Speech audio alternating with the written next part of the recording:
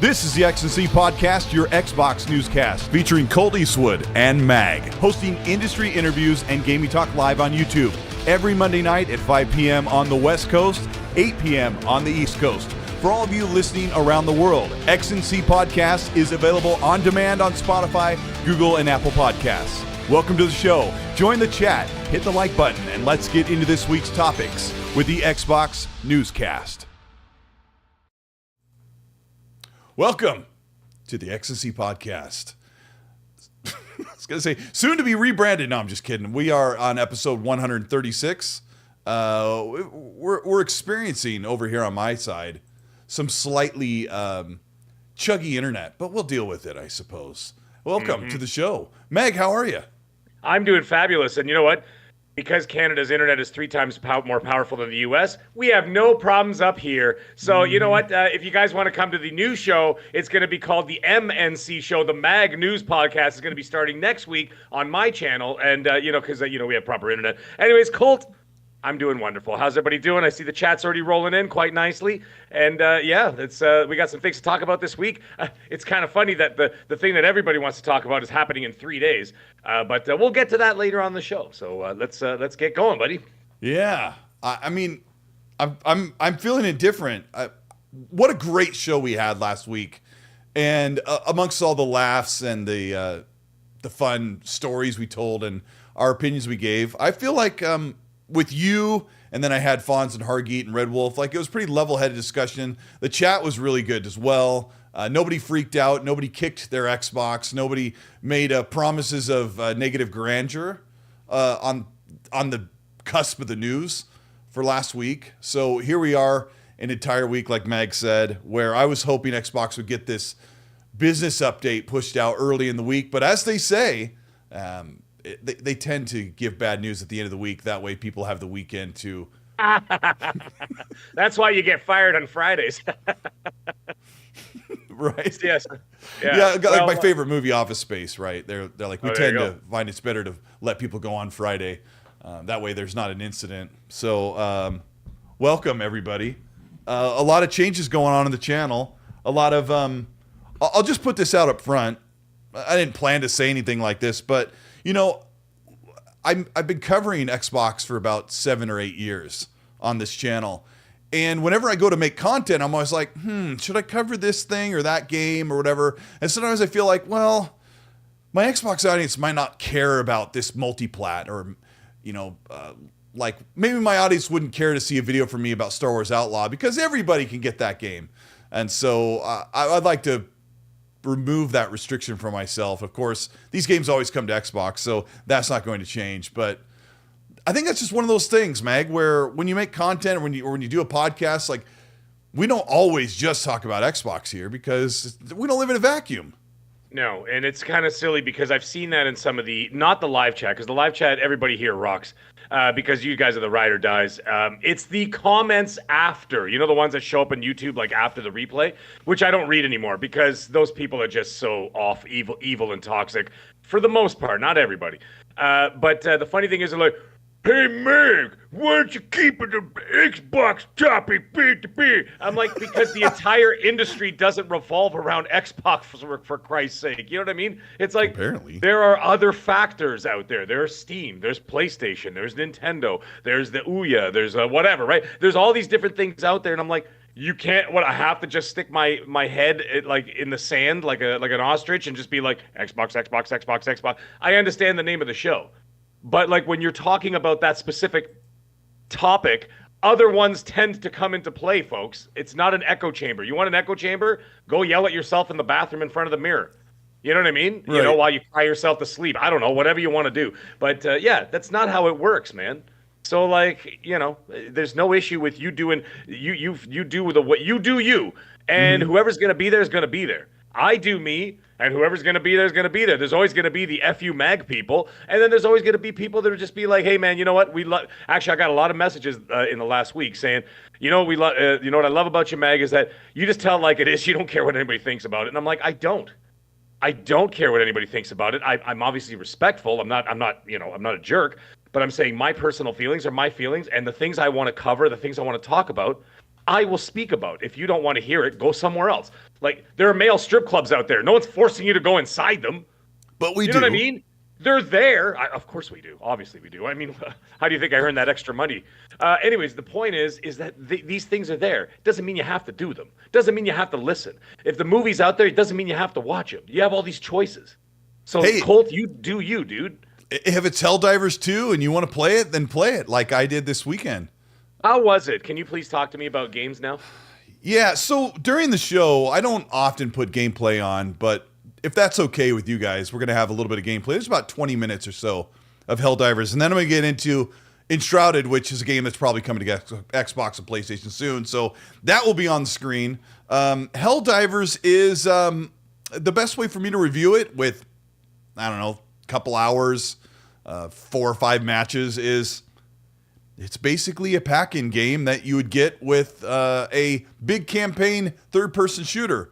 Or, Mag, it's one of those end of the 360 PS3 generation when everybody was making a multiplayer-based third-person cover shooter.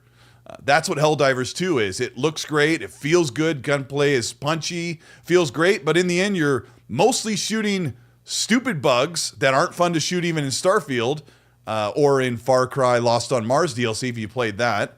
I've played a few matches. I played a couple of matches with Gaz. And I just said, you know what? I'm not going to, I don't like this game.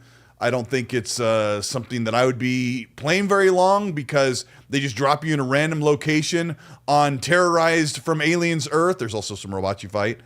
And it just feels very one-dimensional. But everybody seems to really like it. And Steam reviewers have been praising the game and it's sitting at like a mid-80s on user reviews. But, Mag, it's been out for a solid 5 days. You know what the game is after 1 to 2 matches.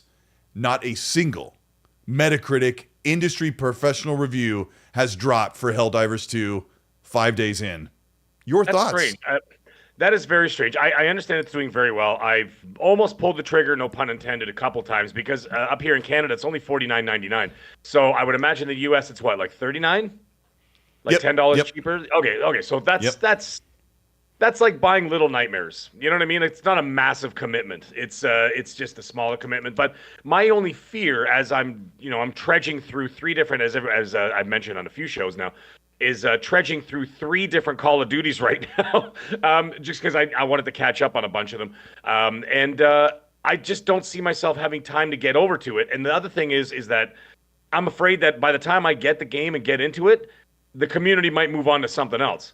If it turns into some like completely, some complete phenomenon that cannot be ignored, then I'd be like, all right, you know what? Then I'll pull the trigger on this thing. It's not a bandwagon thing. It's just I want to make sure that there's a community out there that I'd be able to play with, because I don't want to get this game and be like, all right, who's in? And everybody's like, bro, we're totally playing something else. Yeah, we're like, you know what I mean? We're off to something else. That's some of the reviews that have come in, like from users or some preview. Like, there's nothing official out. And this was one of the games where I was waiting for that Metacritic to give me the final confirmation if I should spend the $40. Because I'm like, well, I kind of want to see if this game sits at a certain number before I buy it. And I also know that it's going to be very, very difficult for me to find my friends to play. Like, my friends that are on Steam are not interested in this game. Gaz got it. So I went ahead and picked it up Sunday afternoon. And we couldn't even connect to play before the big football game. But then we played today, and I'm like, bro, I don't think I'm going to stick with this.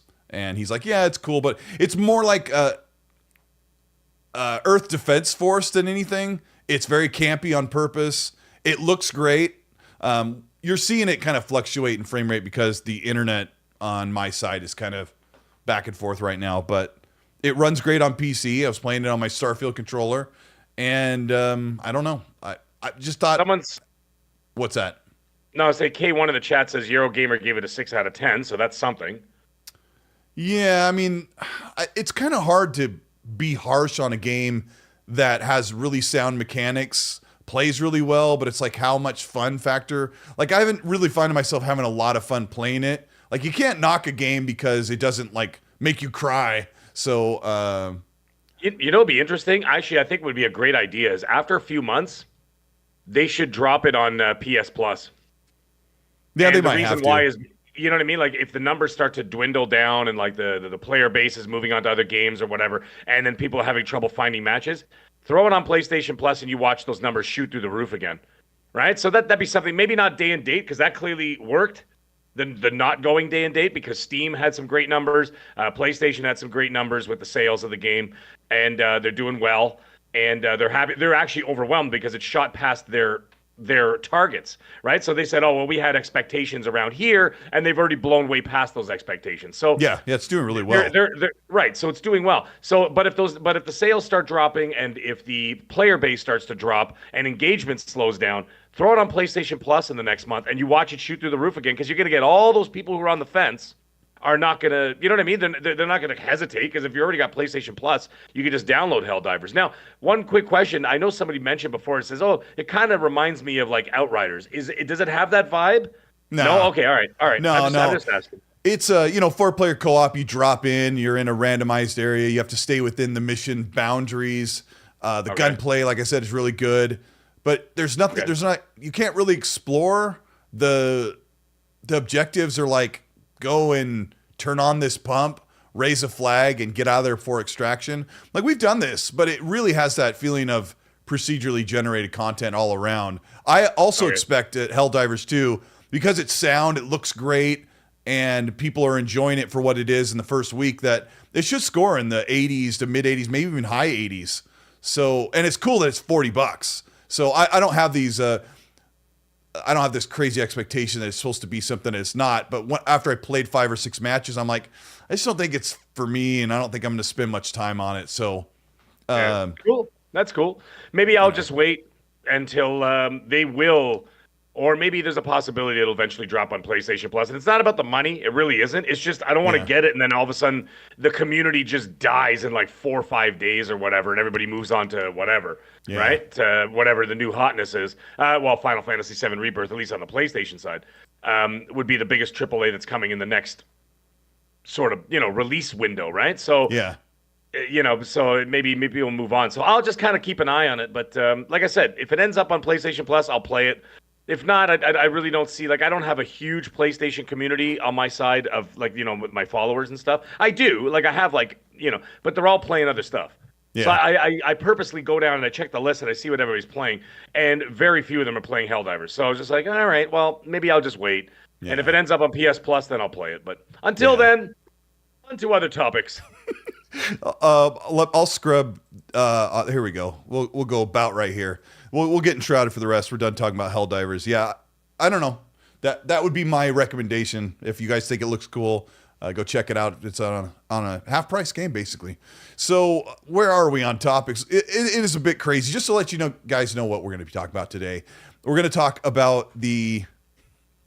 I want to talk briefly before we get started about the parasocial relationship, a phrase that I learned this past week with Xbox and the fans. We'll talk about that. We're going to talk about Game Pass and console changes that are coming with this business update. Some of the new leaks that continue to be fleshed out. It's super weird. And we're going to approach everything with let's just wait and see, but we're going to also give our opinion on that. Also, we're going to talk about the new Xbox hardware roadmap, which Mag touched on last week. One of the first to break it. We're also going to talk about a new crazy curveball that's coming in. And I've checked in with a couple of experts behind the scenes about what this new hardware means for Xbox. We'll dive into that in the show. Before we do that, let's see where we at today on the show. Oops, wrong button. Thank you, everybody, for being here. We've got almost 900 plus people watching, 930 people. Thank you so much. Hit the like button if you're here and having a good time. We appreciate you. We'll get to super chats and questions as we kind of check those out on the chat. I just can't shake that. Like, I just wanted to get this update over with and talked about. So we're going to cover some of the new developments that are coming for that. We do that. Meg and I want to give an opportunity to share out the amazing Lawnmower 5.0. I love doing these ad reads because they're fun, but we've got the Manscaped 5.0. We've got the XNC 20% off coupon code. Is that what you call it? Do you call it coupon over there, or do you call it coupon or coupon over there in Canada? Who the hell calls it a coupon? That sounds ridiculous. Meg! It sounds like a planet in Star Trek. It's like, Wolf, Slow it down to 1.5 warp. We're going to land on coupon. Oh, would you like Yeah, a 20% coupon, sir? Chat, let us know which do you use, the Q or the coup? Mag, what do you think about the Lawnmower 5.0? It's 20% off. I gotta tell you, I got it. First of all, 20% off is an incredible. Whoa, how about that? Yeah. Let me tell you something. 20% off, you cannot beat that price, and let me tell you why. This product is absolutely top tier. It is incredible. The charging is incredibly fast, like 45 minutes. This battery just blazes, and it not during the show, Colt. That's ridiculous. Sorry. Yeah. So, anyways, let me tell you something. This thing's amazing. It's got the USB-C charger, whatever. It's powerful. It's gentle, just like me. And I got to tell you, Powerful and gentle.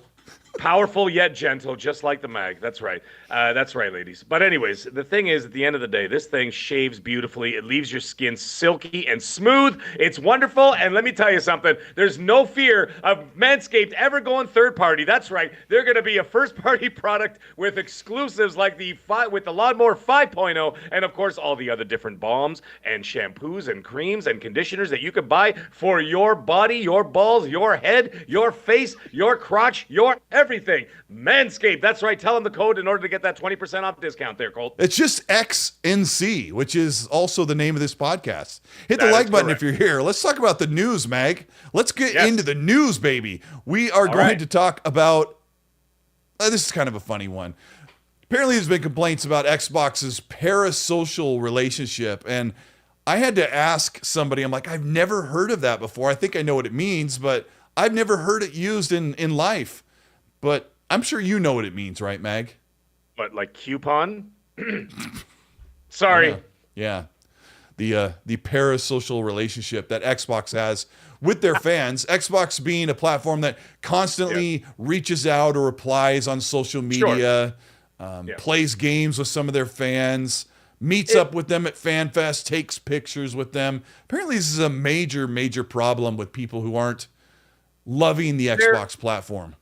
There's a give and take there, and of course it's always amazing that you have people out there that you want to go for that more personal touch when it comes to business. But also let's also not lose sight that this is business. That is part of their job too, and they've made it part of their culture, their work culture, which is great. It's very similar to like the NFL, the NBA, MLB, NHL, where the players have all have that, they have that code of conduct that they have to have. You have to be nice to fans. If you have time, you take pictures and autographs. And then of course they do charities. That's all part of the contracts and everything else. Guaranteed Microsoft is no different in terms of maybe the Xbox division, because there's a lot of interaction with the community, especially in the gaming community, right? I can't see that many people getting all riled up about the Windows division or the Surface division, right? I could see that with Xbox. Again, because it's a very interactive experience gaming. So, like I said, it's wonderful that they do all that stuff, but at the end of the day, you also know that they're getting paid to do that stuff. So that's part of their job, and that's part of their culture and what they decide to do. It's great. And you can it's like a grassroots thing, though, Mag. I want to ask you. Speak to Phil and say, hey, Phil, why don't we have King David did it like, 5 years ago? And he's like, he was like, hey, Phil, why don't we have a baseball game on Xbox? Right? He asked Phil about that, and then he says, I'll look into that or whatever. But whether he did or not is entirely, whatever, inconsequential. But I mean, it ended up funnily enough, a couple of years later, MLB The Show ended up on Game Pass. So whether that's a complete coinky-dink or not, I don't know. But at least you're able to put faces to names. You can speak to people. You go to the conventions. You go to the shows. You go to the whatevers, and they're there. And that's pretty cool, because you can't do that with anybody else. I mean, you've got Fils-Aimé was amazing when he was with Nintendo and everything else, and then Layton with Sony and all that. But like now, it's almost like Willy Wonka style. You know what I mean? Like the factories are closed, the executives are locked in, no one's seen them. You know what I mean? No one sees them in the wild. There's more to it than that, Mag, because PlayStation used to really do this grassroots, reach out to the customers, reach out to the fans, and keep this narrative going, because during the PS3 era, they were really losing ground against the Xbox 360. But now the Xbox has been doing this for the better part of 10 years, where they have just tried to, we're personable and we're connected to the fans, because let's face it, for the past decade, they've hardly ever created or provided games for their platform. When you look at the grand scheme of what's coming, some of the problems that people have is that Phil will reply to people. People always tag Phil. They'll do at Xbox P3, Sure, yeah, knowing that eventually one of them is going to get a response, and they do. But what other company, I have to ask, chat, and shout out to 1,000 people who are here. We really appreciate you guys so much. We're going to do the best we can to approach this reasonably. I know there's been people out there, sidebar, right? Mag, there's people out there who have been really super upset with this. One of my close friends has like really been strong and outspoken about what's going on. And then I talked to him on the phone and he's very calm, but it kind of comes with like that outward, the what do you call it? The primal scream therapy that they're going through as they get on Spaces or they go out and they tweet angry, frustrated things about what's going on with their platform. A lot of you who are probably here have, we can admit there's a little bit of an identity thing that comes with our favorite platform, our favorite hobby, our favorite thing. Like Red Wolf in the chat, he identifies as a Commander Shepherd. That's one of his favorite things. He also identifies as an idiot, and he's my favorite. But, Mag, I know you. Wow. I'm just kidding. You identify yourself as being as a gaming fan, a guy who's far too old to be playing games like me, right? Well, there's a little bit of identity. Joking aside, there's all that identity with our favorite platform. Yep. We see it on the PlayStation side. We see it with Nintendo. PCMR, it's normal. But Xbox has this parasocial relationship with the fans. And after that speech, Meg, what other company in the world, in any product, is having to have a business update to tell their customers where in the heck they're going?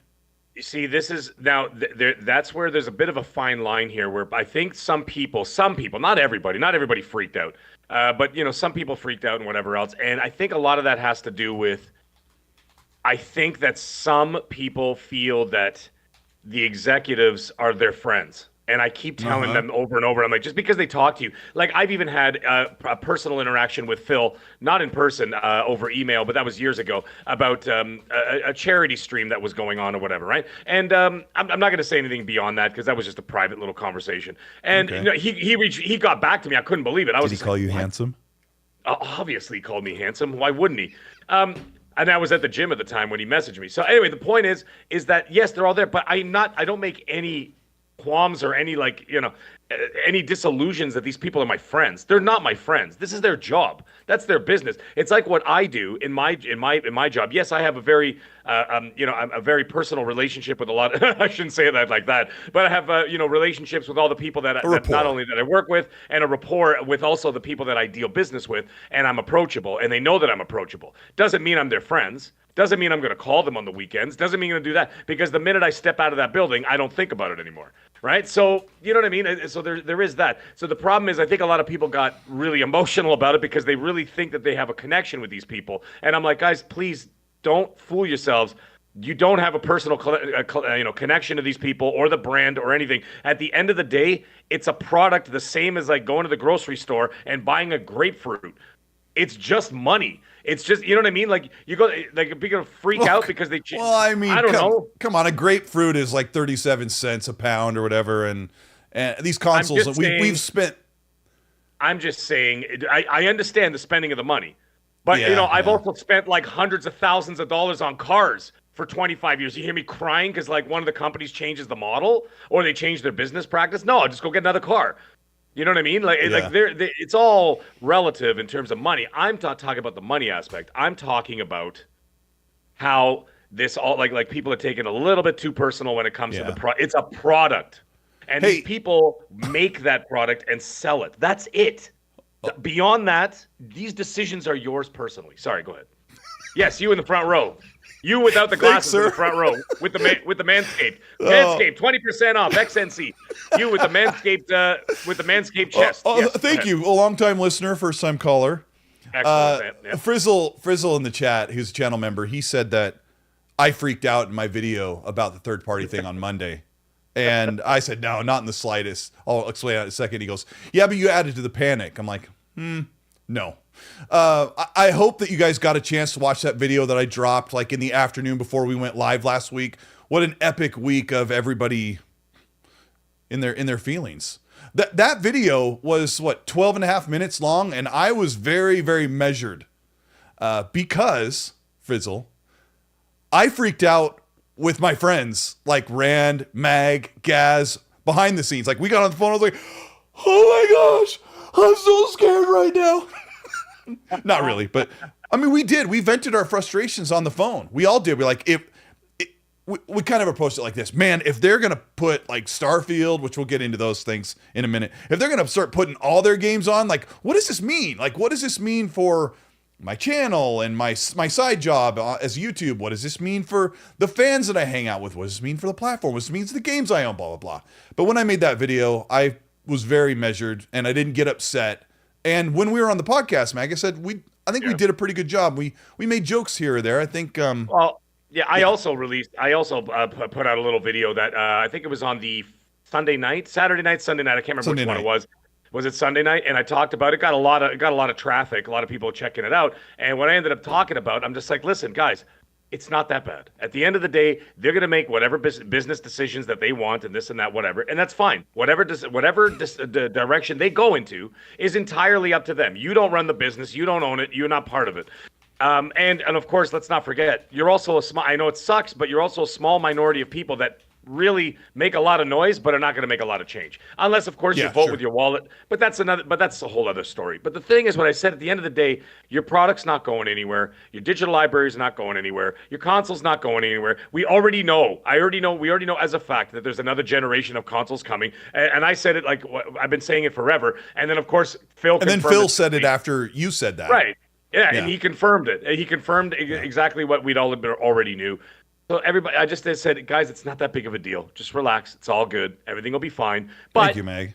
Some people are still going to freak out, and that's fine. It's fine. And you know the thing is, at the end of the day, if they go in a direction that's going to bury themselves, then that's on them. That's not on me. I don't care. I'm not going to cry about it. I'm not going to freak out about it. I'm going to be like, oh, well, people make bad decisions all the time. Why wouldn't they? You know what I mean? It's like no one is immune to making poor decisions. And if they decide to do something that buries them, then that's the way it goes. There's nothing you could do to change it. It's sad. You'd be like, oh, man, it sucks. You know, like, go ask a Raiders fan.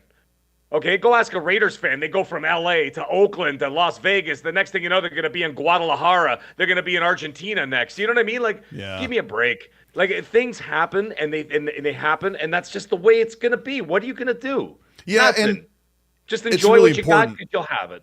It's really important that Mag said that because we are all approaching this as some of this is an eventuality. And I certainly was not keen for us to get on the show this week or last week and say, what would happen if everything came to PlayStation 5? Because I don't think that's the reality. We don't know any of this stuff. We don't know what's going to happen exactly. I mean, there are things you can't ignore, Colt. I mean, the fact that everybody heard the same story, not the specific titles, but everybody heard the same story. Not everybody, but a lot of people in the community. And they all got it from their people and this and that, whatever. There's got to be something to that, but we don't know. I'm not going to say it's 100% this, it's 100% that, because we don't know. That's the most educated answer you could possibly get until Thursday. And I'm telling you right now, I don't even think Thursday, to be quite honest, I don't think you're going to get an answer either. I think it's going to be more gobbledygook that coming out of their mouths than the corporate bull crap. And there's going to be more questions than answers, Colt, because if they don't nail it down, say what? Okay, sorry, go ahead. No.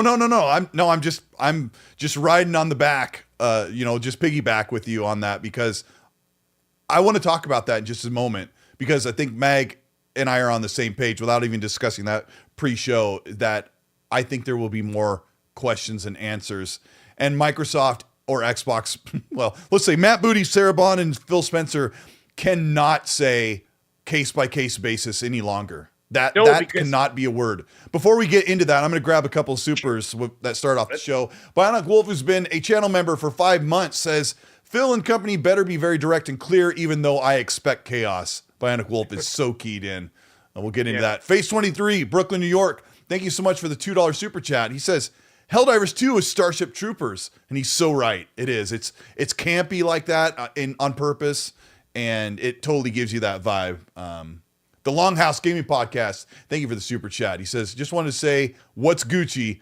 Black Viking. Oh, yeah, it's Black Viking from the Longhouse Gaming Podcast. Hey, all right. Yeah. He's been very active. He's been very active on social media lately, so I've been watching. I've been following all that. Even if I don't answer to everything, I still see it all. So yeah. I love Black Viking. He said something today where I was like, bro, I think he was something like, I'm expecting some good news. We'll see. And I'm like, I don't know, bro. Listen, the man. whole business update doesn't carry the same weight as Xbox Game Showcase. No, I know that's not what he means, but we're allowed to disagree with each other. I've had people, I've had arguments with people that I walked away from in the last week. I'm like, listen, it's not even worth my time and trouble. I got actual work to do, and I just do. But we're still following each other. We're still friends. Yeah. We're still whatever. We still talk. There's still DMs. It's the same as like your friends and your family. You're gonna agree with them 24/7. No, you're gonna argue about stuff and whatever, and you may not see eye to eye. It's just the way it goes. But anyways, what's up? Either way. Yeah, no, he's a good dude. He's a good dude. Yes. I know everybody's like hoping for the best, and there's going to be some positive things there, I'm sure. But there will. We'll get into it. Boner Jams with the $10 super chat. You missed him. I read his when you ducked out when you were done for the night last week. He says, "Heard this is the place to get some Fortnite cheat codes." At Colt 45 Wood and Mag, the sexiest duo on the tubes. Love you guys. Have a great week, everyone. Shout out to Boner Jams and Under the Bus podcasts on Wednesdays. All right, we got Abdel 114 channel member chat. What's up, buddy? How you been, Abdel? Thank you for being here. Hopefully the show is running okay. I'm looking down at the stream, which doesn't show me the health of it until I go live, but it's like red and green all over. What's red and green? Very Christmassy. Yes. Yeah. Very festive podcast we're having tonight. Yes, carry on, Colt. He says Series X sold less than Xbox One, yet it has better third party support. Just saying. Mag, the GOAT, aka the Series S of gaming. Shout out to Dirt Greedy. Talk that smack. I think that's what the S stands for. Smack. Thank you. Yeah.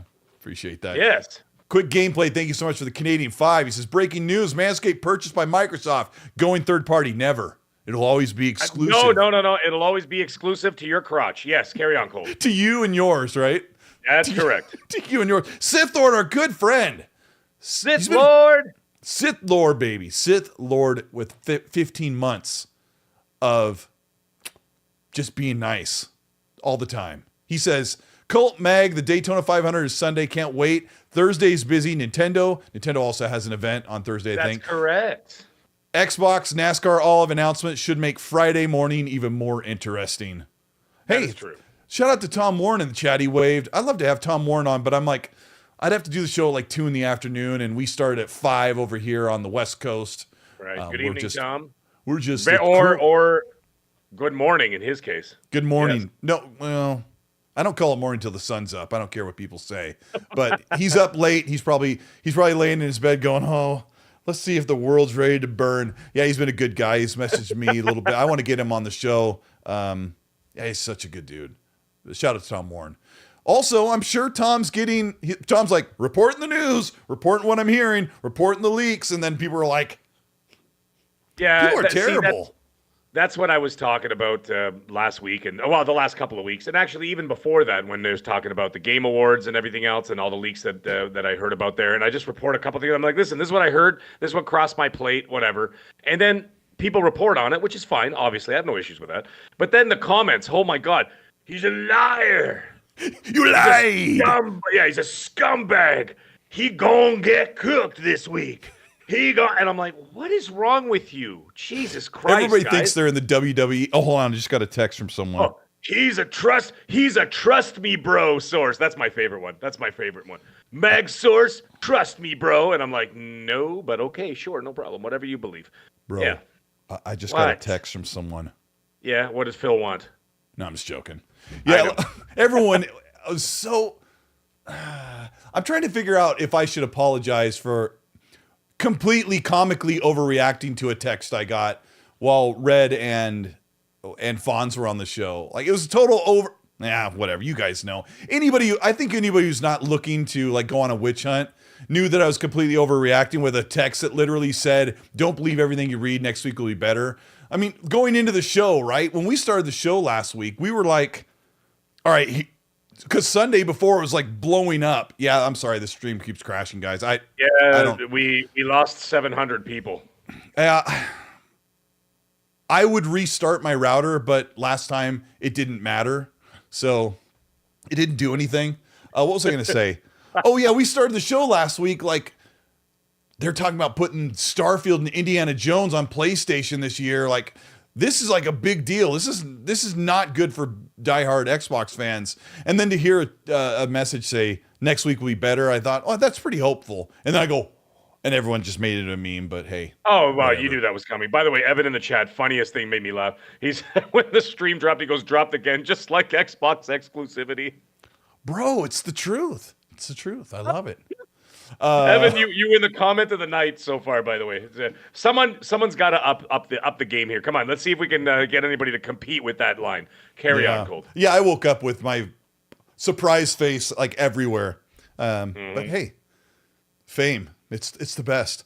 We got Ichabod Crane with the $5 super chat. Says Satya Nadella most likely looked at the numbers and decided Phil's current path isn't good enough. It's all about numbers for the higher ups. You know, that's interesting. We've got a gaming topic to talk about later on the show, which covers this Xbox everywhere. And I'm going to circle back to that, Mag, because I heard something from somebody who used to work in that part of the industry that said something contrary to it's all about the numbers. Okay. Yvonne Villafuerte, thank you so much for the MX20, says, when everybody plays, Xbox gets skipped. If you can still see that, give it a like. That's hilarious. Carlos Fontes, thank you so much for the $20 super chat. Emblazoned in orange. He says, I think PS5 will be the Apple in that Apple Maps, iMessage, FaceTime, etc. is walked off, and Xbox is Google, where they make hardware alongside others like Samsung and Google apps like Drive, Maps, etc., all on devices and OSs. We'll cover that in a little bit. Let's see. All right, let's talk about what is real and what's not real. Just the other day, Meg, there was a data mining of not a data mining, but they were looking at the Xbox.com page where it showed each of the exclusives like Fable, Avowed, Hellblade, and it used to say Xbox Series X, PC, or Xbox Series SX, PC, and Game Pass. They simplified that down to say consoles, PC, and then at the bottom it says join Game Pass. And everyone flipped the fudge out thinking they're yanking Fable and Avowed and Hellblade from Game Pass. It won't be day and date. They're saying consoles. It means these games are coming to PS5. And then I was trying to figure out what this all meant. I even found on the Wolong page, I'm like, because someone says, Colt, you're freaking out. If you scroll down, it says optimized for Series X and S. And I said, well, that's lots of games. So I went and looked on Wolong, Fallen Dynasty from last year. It's not exclusive, it's third party, but Xbox partnered with them, and it says in the bottom, optimized for Series S and X, even though it's not an exclusive. So I didn't know the answer until Rand gave the most perfect answer of why they did that. But before I say that, I want to go to you on what you thought of the whole, they changed the description on the website. Well, again, it comes down to wait till they say something. Do you know what I mean? Like that this is the point where we're like, okay, we got to wait till they say something. And you see these things that are out there. You know, I know that the other one was a mistake from GameStop. What was it? Microsoft Game Pass or whatever the hell it was. And, you know, I'm like, okay, I'm not going to react. I made a joke about it. I put up a couple of posts about it, and I made a couple of jokes. But I left it as jokes. I didn't take it as like, oh, my God, this is happening. Same thing here. I didn't even react anymore. So now I'm at the point where I don't even flinch. I'm like, all right, well, whatever it is, we'll find out, I'm sure, in due time. Because now things are running a little bit too wild, right? So people are like just taking things to the extreme, and instead of just taking the ball and running with it, they're going straight to the end zone every time. And I'm like, no, it's not. Let's calm down a little bit, and we'll see what happens when they talk about it on Thursday. And I'm sure they'll get a little bit more of an understanding of what's happening. Now, we're going to get into that later because I have a theory, but I'm going to talk about this a little bit later, and not so much a theory, just a thought, something that just to think about before you go to bed tonight. And but we'll get into that later. As for this situation, it was for Rand to say what he said, that's great. That kind of solves everything and it keeps everything quiet for now. So let's just see what happens. So go ahead and tell the people what happened. I'm doing a speed test to make sure my internet is. The upload speed is like 60-70% of what it should be. So I don't know what it is. What was I going to say? I wasn't sure if you said what Rand, the explanation that Rand gave. Because no, I didn't say it. Okay. Thank you. I didn't want to do that over again. Rand said that the reason why they changed the description of the game was because they made Game Pass Core in September. Like he said, this change came last year in the fall. And he said, when they made Game Pass Core, that it would help if I had it on screen, but I don't. But you can no longer say Avowed is coming to Game Pass, because if you're a Game Pass Core customer, you do not get Avowed, right? And then for them to remove Xbox Series and S and X and just writing console is really stupid when you already have a problem having a clarity of messaging, when you cannot play Avowed or Fable or Hellblade on an Xbox One. Because it says cloud. You can play it on the cloud, but the cloud's already there. For them to remove the Xbox Series S and X moniker at the bottom of the game for Fable on the webpage is just another problem where Xbox just doesn't understand how important that messaging is and how important the clarity of them showing their descriptors on their webpage. And I don't understand why this is a problem that they can't figure out, where that's super important, where you go on the page and you're like, oh, if someone Googles Fable Xbox, they're going to get to that page and it's going to say consoles, cloud, and PC. And people are going to be like, oh, of course, like somebody might go, oh, I wonder if that's on PlayStation. People are just not in the know. It's just a dumb problem that... You're right. And you know the other thing is too, like Netflix, for example, has different tiers, but at the end, and one of the tiers, of course, is going to be, with the advertising and so on and so forth, right? And then, of course, you got the 4K streaming and the whatever else. But at the end of the day, even if you purchase the lowest common denominator, or it's not the lowest common denominator, you buy like the lowest denominator, the lowest point of entry for Netflix, you will still have access to everything on Netflix. The only thing they did is add advertising, right? So I think by doing this, you've created more confusion by like, okay, so now you have two different kinds of Game Pass. You have the one that only has a select, 25, 30 games, whatever the heck it is. Basically like, greatest hits or whatever. And then you've got the Game Pass, and then you got Game Pass Ultimate that gives you the Xbox Live Gold bundled in with it and all that stuff. And it's fine for us because this is what we do every day. We do this every day. We're playing on consoles every day or on PC every day, well, for the most part. We're tuned into the community. We're tuned in with the companies. We know what's going on. But average Joe Schmo is going to go out there and not, you know what I mean? And the messaging is confusing. PlayStation Plus is no different, by the way. I'm not letting them off the hook because you've got PS Plus, PS Premium. You've got that other one in between, whatever the hell it's called. I can't remember what it's called.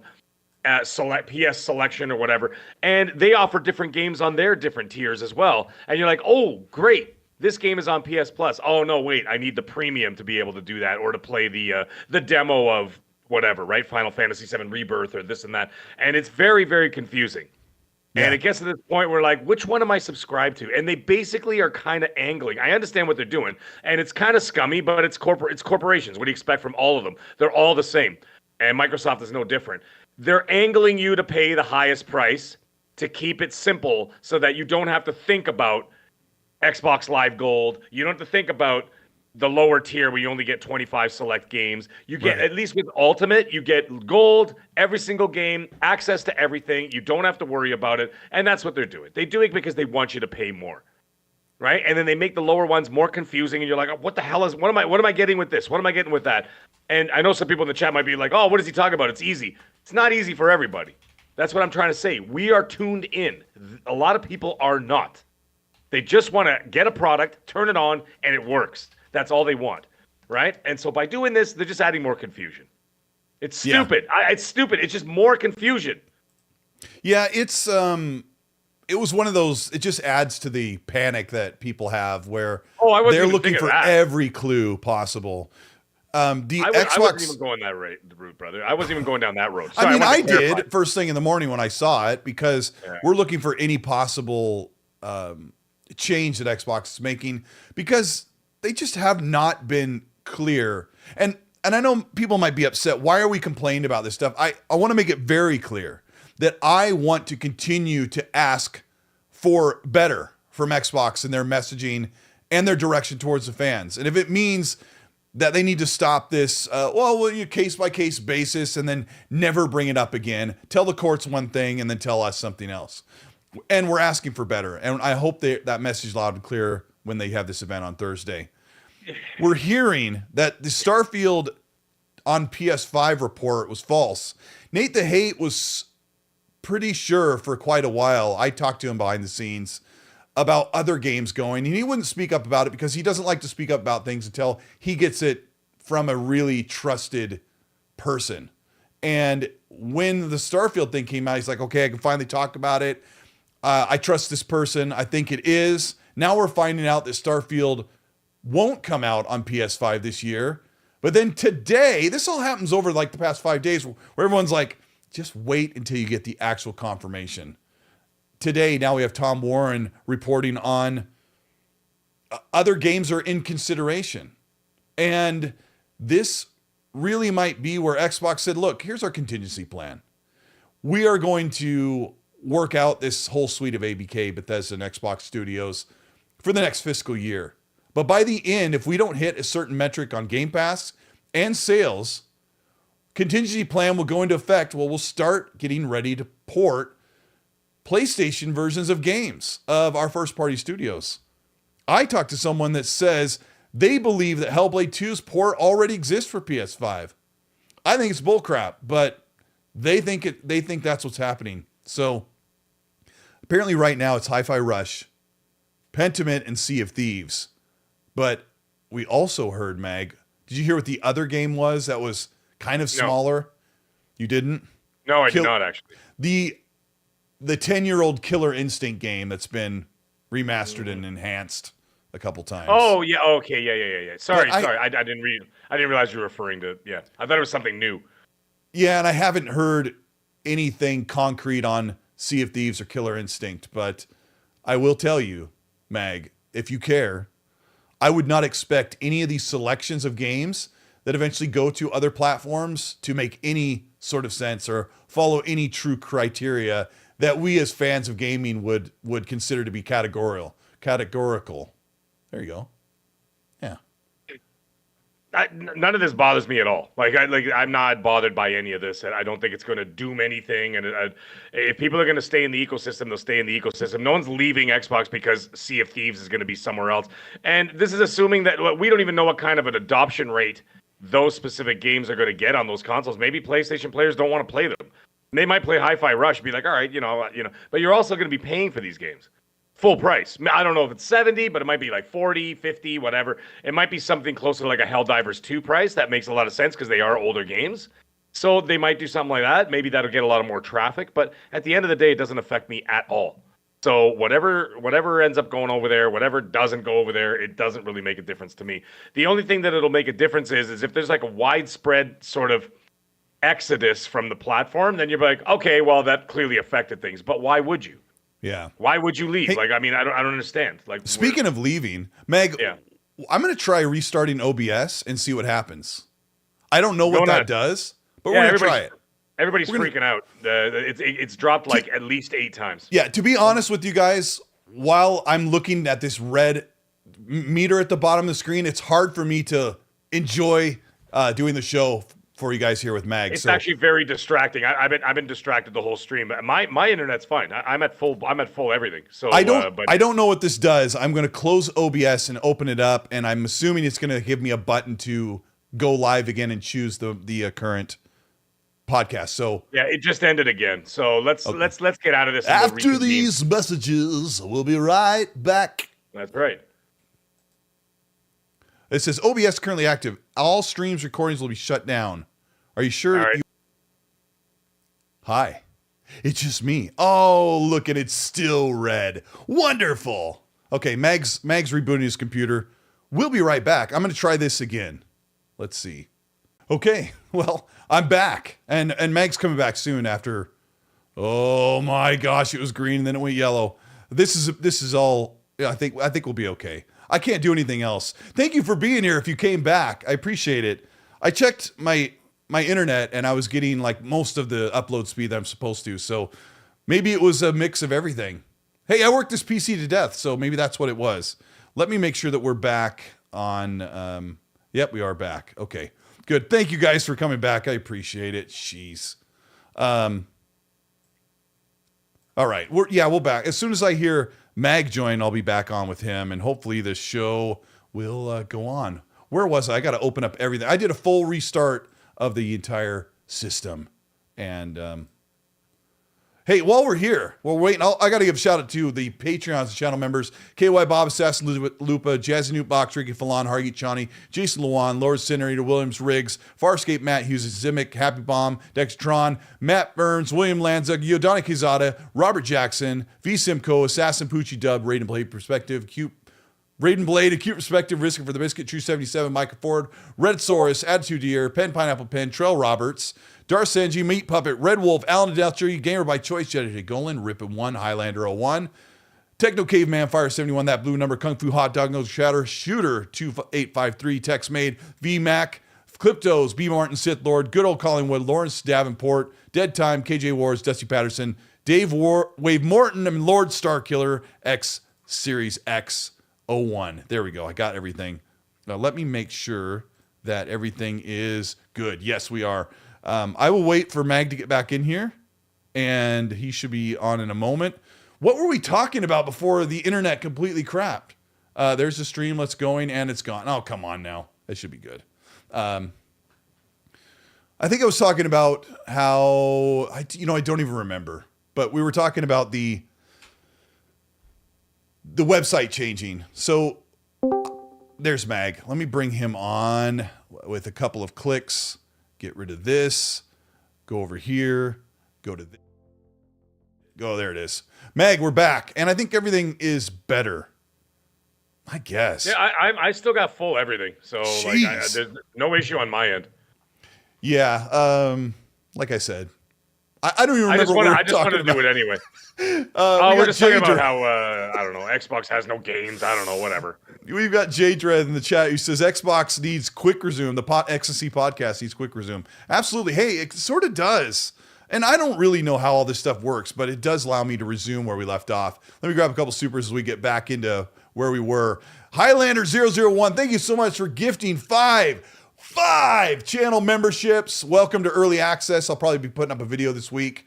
Those might get that early if I don't put that one out on the fly. Thank you so much, Highlander. Spartan6 is one. Thank you for the 5. He says, Spartans are for humanity. Chief showed that with insubordination in Halo 4 with Cortana. Consumer friendly is for humanity. And shout out to the Halo TV show season 2 for actually being good. I might just skip 1 and go straight to 2 because I think I know heard the same thing. I mean, yeah, I think we're pretty familiar with the story, but I was told to skip season 1 because it was, well, we all know why. Yeah. And then current day Hollywood. But anyways, we let it go. And they just said, just go to season 2. You just love it. And then I think they got rid of all their producers and they got rid of their writers and producers and said, guys, stop making whatever. Anyways, I won't get into that tonight. Go make a Barbie Life in the Dream House stuff and let us take care of Halo ourselves. Yeah. Let us take care of Halo. Or as my good friend Fonza say, they were being real Disney with what they were doing with Halo. Totally Disney. My good friend, Gaming Forte. I got to call that guy. I haven't talked to him in a while. He says, Colt, why'd you change the webpage to the games? I trusted you. He's got the little smiling devil. There you go. Oh, yeah. Guerrero Shelley. It's Mag's fault. No, it's not Mag's fault. You can blame Canada, but not Mag. That's for sure. I don't know. I think it's okay now, but it was... Nope, and it's not. There's nothing I can do. Yeah, there's nothing I can do. It's not my internet. It's not my... Whatever. Hey, it's the Series S's fault. Tuco... Obviously. Darn, I can't say this. Tuco Urkelne. Thank you so much for the $5 super chat. This is the main thing I see changing for Game Pass. It gets merged with Microsoft Gaming in 10 years when all current contracts are coming to an end. I don't think that Microsoft Gaming is going to become the name. I think it's stupid that they put Phil in charge of what they call Microsoft Gaming because the only thing that Microsoft games is solitaire for the most part. Blasting the Xbox name and brand and logo would be one of their dumbest moves ever. It's all about brand, not just brand recognition, but like just association with a product, right? And by doing what they're doing, and you know what? Let me get this out of the way here. Whatever happens Thursday, it doesn't actually really matter. The damage, for the most part, with a lot of people, I'm not saying it's forever, but there's enough damage already done there that it's good that now it's like breaking trust with like your friends and whatever, and then it's going to take you like a year to gain their trust back, where they kind of like, all right, dude, you're fine, everything's cool or whatever, right? They kind of broke that trust there, and even if they didn't do anything wrong, I know some people be like, oh, well, they didn't really do anything wrong. They didn't actually, they didn't do anything wrong, but it's the bad messaging, poor messaging, all that kind of stuff, and then what ends up happening, and then they don't explain it, and they're like, oh, we'll tell you about it in 10 days. Mm-hmm. And then that's where people are like, oh my God, I understand there's an entitlement issue with a lot of people where they're like, we need to know answers now. You don't really need those answers. That it's not your business to like say when you're going to hear about this and that. You can't get mad. You can get mad about it, but at the end of the day, it's still their business. But they're not helping themselves. And they've damaged the brand a lot, where now it's the butt end of every joke. You go to YouTube and you look at, and like I said, I talked about this last week. Mm-hmm. We're not talking about people with like 5,000 subs, 10,000 subs. You got people with millions of subs clowning on Xbox and what they're doing.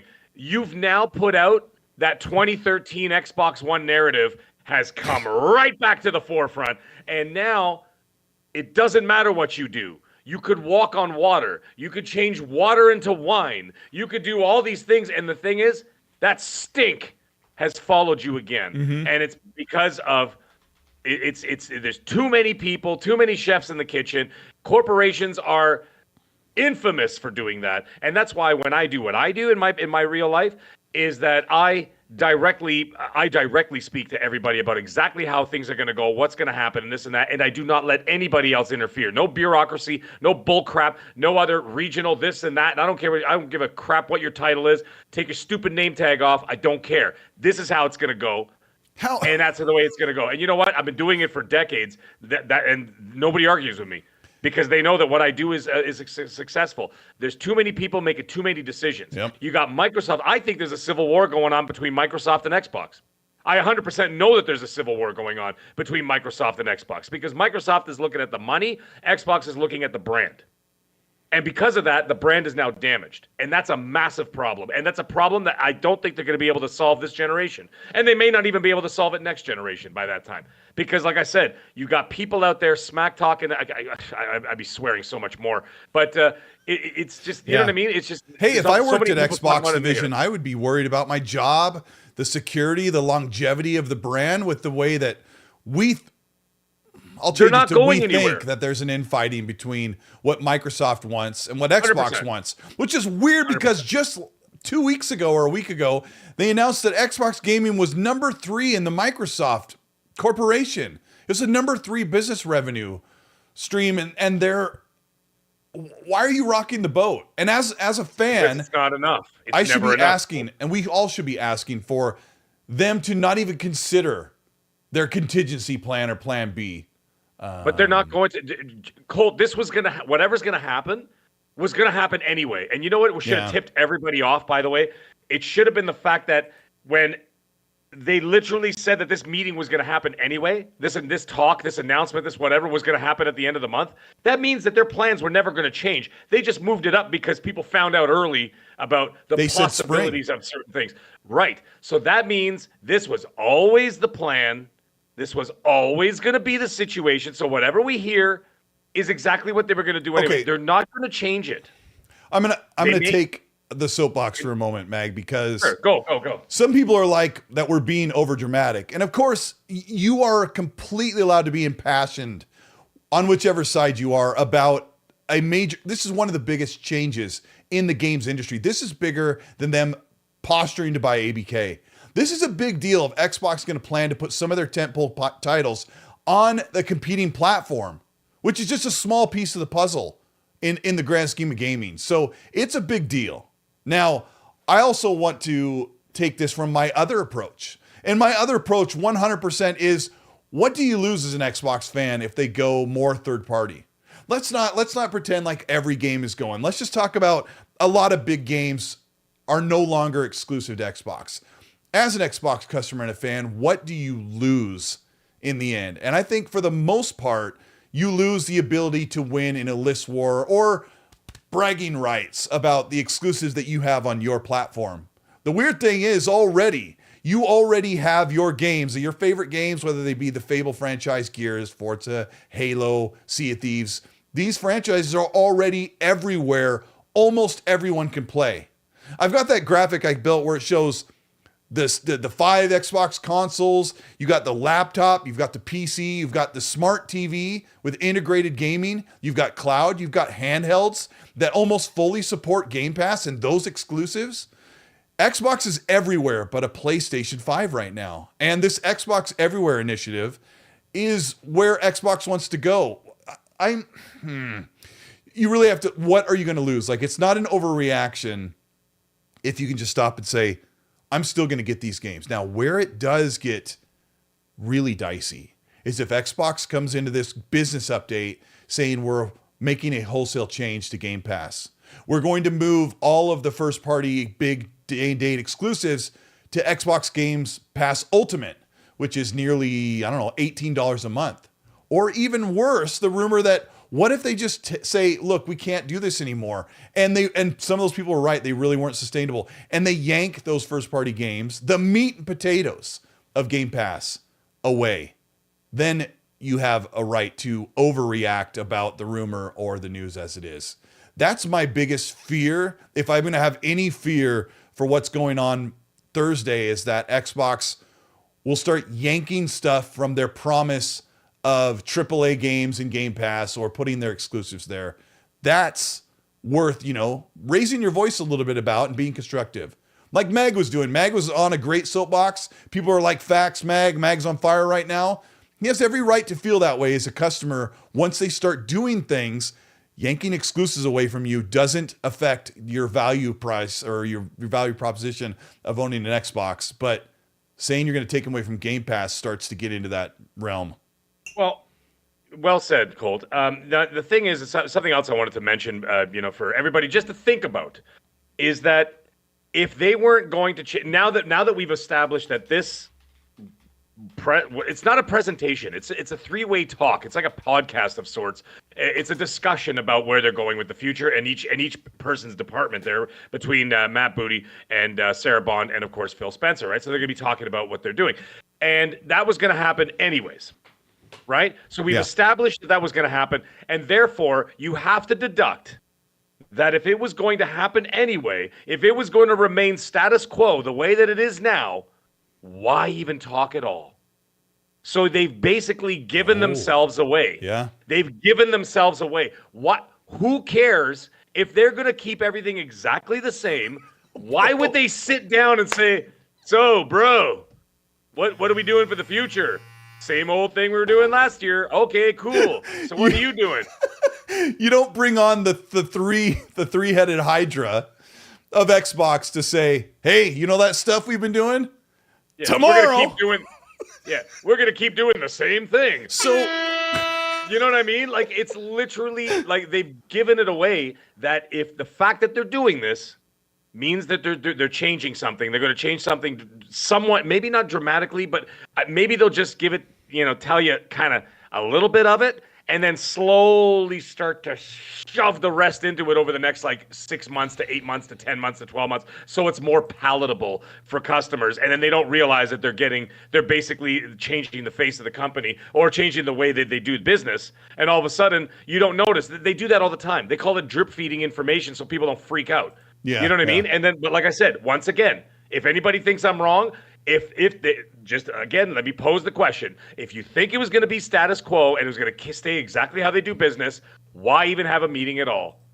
So let's indulge the audience by having the most reasonable prediction of what will be at this business update, because I'm assuming I kind of actually been ever since this announcement that they were going to do something in the spring, I've really felt like there was a 50-50, like 50 of this that I don't want is going to happen, and the other half is going to be stuff that is going to be okay, I guess, or it's going to be good. It'll be fine. Listen. At the end of the day, no matter what they say, Xbox is not going anywhere.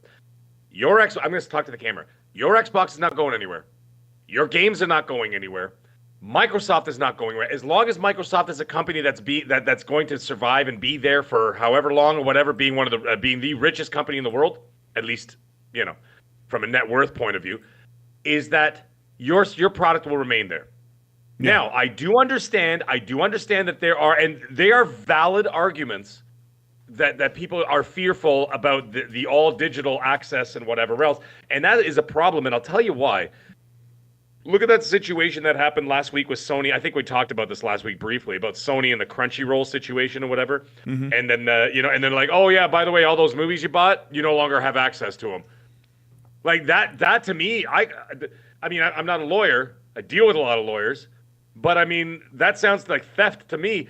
However, the problem is, when you sign up for these things, you know that long laundry list of legal bull crap that they have, and then at the bottom it says "I agree," and everybody scrolls through and you click "I agree." Yeah.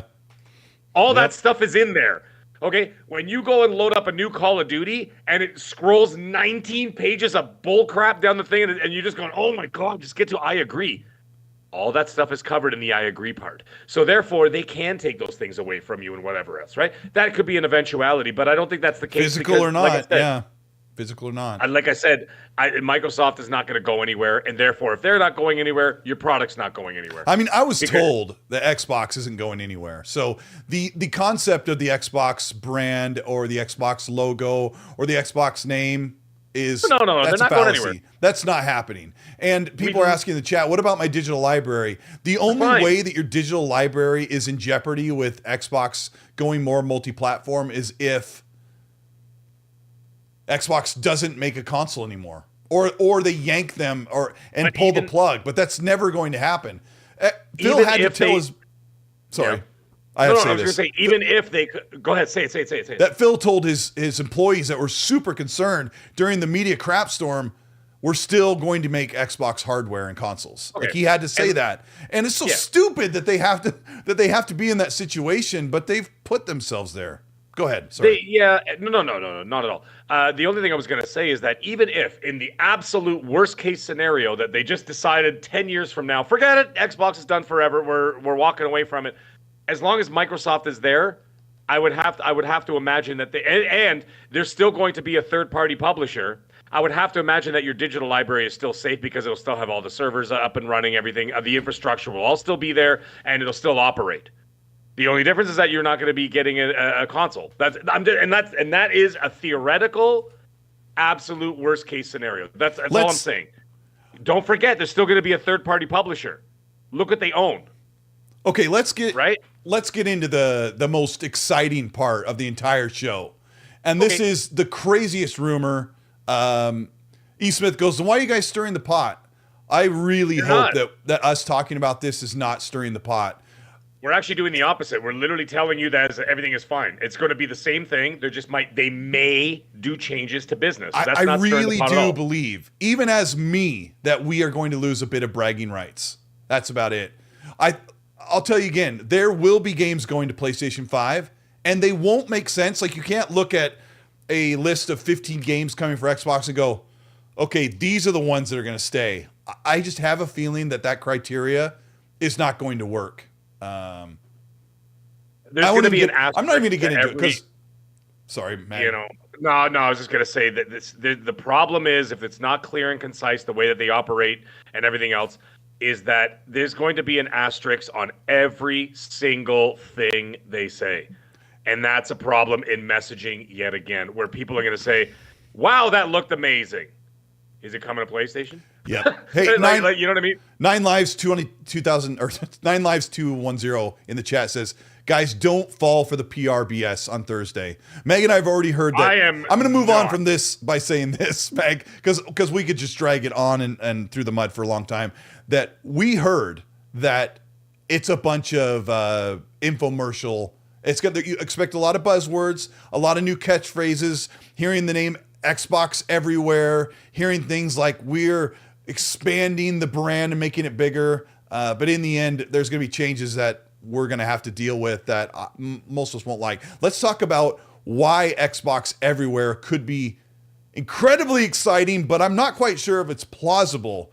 Meg, I'm going to propose to you this concept that I do not fully believe in because I don't think it's possible, but I think it is actually the future of gaming. This is an amazing concept. And I'll also tell you ahead of time, guys, and shout out to 1,100 people are here watching the chat as it flounders from amazing speed to low speed. Thank you so much for being patient. We're going to talk about how Xbox could possibly bring the experience we know and love over the past 15 years. That experience could be brought everywhere in a way no one thought possible. I also talked to someone who used to work with one of the teams that dealt with licensing that said, and I'll have a quote from that in a moment. Here's the concept. The concept is this leak that has come from different sides. I've been checking through one of my very good sources that works in hardware and tech. And I'm also checking with someone that used to work on the license side of this. I'm doing my due diligence so we have a good idea, but this may be something that we hear about in concept on Thursday. And this is super exciting. And it's the Xbox dashboard or the Xbox full experience on nearly any device seamlessly. I'll paint the picture for you because I talked to Mag about this.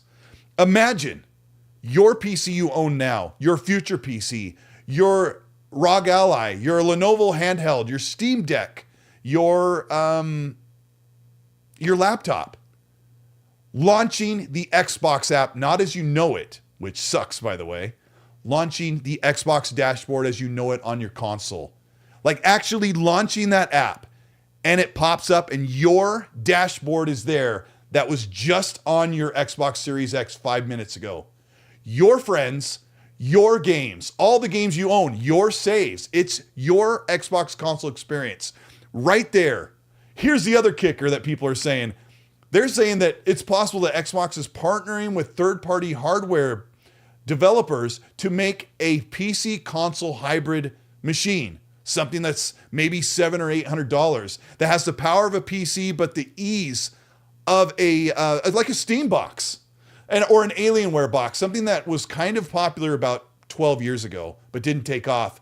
But actually, Mag, right now in 2024, where the high-powered PC like handhelds are doing really, really well and they're popular, what if the next iteration is plug in your HDMI cable and your power cable, load up your DualSense 5 or your Xbox controller, and launch your experience on PlayStation 5 or your experience on the Xbox Dash right there on a PC with everything there coming over without having to play Steam versions of games or Ubisoft versions of your games. One more thing, I'm going to give a lot to you because this is a pitch, and I think it's where the industry is going to go if they can get around licensing.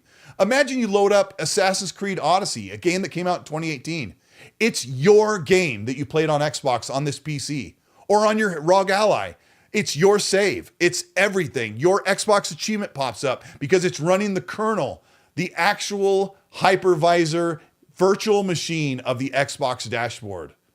One more thing before I give it over to Mag, because this, I also say, I only half believe this is even possible, okay? The other part is that those games were made and licensed to only run on an Xbox console. Once you bring them over to the Xbox platform on a PC that was, got AMD, Intel, or whatever parts, and it's not an Xbox, is that license possible? Mag, what do you think of this crazy rumor? How true could it possibly be? It sounds like a pitch of something that's not like it's not quite even there yet. Like in terms of like thought all the way through. Does that make any sense? Like it just like hey, we've got this idea. It's almost like a dream of sorts or a pitch of something that could possibly be invested in the future, that kind of thing, right? But you did mention something that now I was listening to everything you said. My only things is that I'm hearing sorry if it got red boring. Flag. No, it wasn't boring at all. It was red flag after red flag after red flag. Line them up, bro. What's the red flags? And the red flags, I'm like the licensing is the first thing. The company's not wanting to share ecosystems or be able to access two ecosystems on the same piece of hardware. That's another one for me. That's another not red flag. I shouldn't say that. I should say red tape, because at the end of the day, a lot of it is going to be the corporate and it's going to be financial, right? And when they come down to it, they're going to say, well, where does it begin? Where does it end? Sure. We don't want We don't want a seamless experience between Xbox, PlayStation, and PC. We don't want that. The other thing is, you're probably not going to also want PlayStation, who's, they're still, and Nintendo, the two Japanese companies, still selling hardware incredibly well. They have no absolute reason to do this. And they're going to look at it and say, well, go ahead and have fun. Do whatever you want. We're fine over here. And they're still going to keep doing what they're doing because I still think from their point of view, not Microsoft, from their point of view, they're doing just fine. And they could just say, listen, you could go ahead and do all that and, seamlessly integrate the Xbox dashboard and ecosystem into your PC or into other devices and everything else like that. That actually sounds a lot more plausible that Microsoft would do that because Microsoft is in a position on the Xbox side of things are not really getting any new engagement, so they're trying to build that engagement, and it makes more sense for them. For the other two companies, why would they care? Nintendo's about to release a Switch 2 that is going to blow the doors off of sales for the next 2 years. Yeah, it'll be impossible to find. It's going to be impossible to find. It's going to be a year of everybody checking those bloody websites. The websites, they went on sale. Oh, they're already sold out. Oh, they went on sale. Or the order sold out. Right? Why would they want to do this? What if I could further sell you on this concept, Mag? You're selling me on it, but I'm saying, hear me out. You're selling me on it, and it makes a lot of sense. But the other two out of the three are just going to be like, no, go do your own thing. We're fine where we are, and they're going to keep the status quo. Yeah. Hey, and if I was PlayStation, I would be like, I mean, here I'll do it on camera side or stage side. Like, our consoles are like, they're not dipping. Like, why would we rock the boat? Okay. But here's the thing. Hey, if I can use a Mag phrase, here's the thing. PlayStation has two options because they are going to go PC more and more and more and more till they're full PC, right? Sure they will. Yes. What would they rather do? They have three options. They can continue to piecemeal their games at 70% return on Steam, or they can make their own PC store where they can sell their games for 100% to their audiences, which making a PC store apparently isn't as easy as it looks. Or number three, they can bring the PlayStation dashboard full. I don't know what else to call it. I don't want to call it PlayStation OS. I'm talking your actual PlayStation 5, the full package. Bring it right onto PC or handheld devices. And when you load that up and say, you know what? I want to buy God of War Ragnarok. It's time. You buy it directly from the PlayStation Store. You don't have to go through Steam. Or if you're like, I want to play God of War Ragnarok on this new PC I bought. I don't know if you could unlock the power that's behind it or if it's just going to... I don't think it's emulation. It's a hypervisor which hosts like more than one... I haven't looked all the way into it before I make a video. I'm waiting for more actual information that's actually solid. That stuff is actually still being worked out from somebody that I know in the UK. So this could be the actual experience. Now, I talked to someone today about the licensing. I've got a couple of quotes I want to read from them that says, because I said, I should get you the exact question I asked, okay? Because this is kind of get you into perspective here.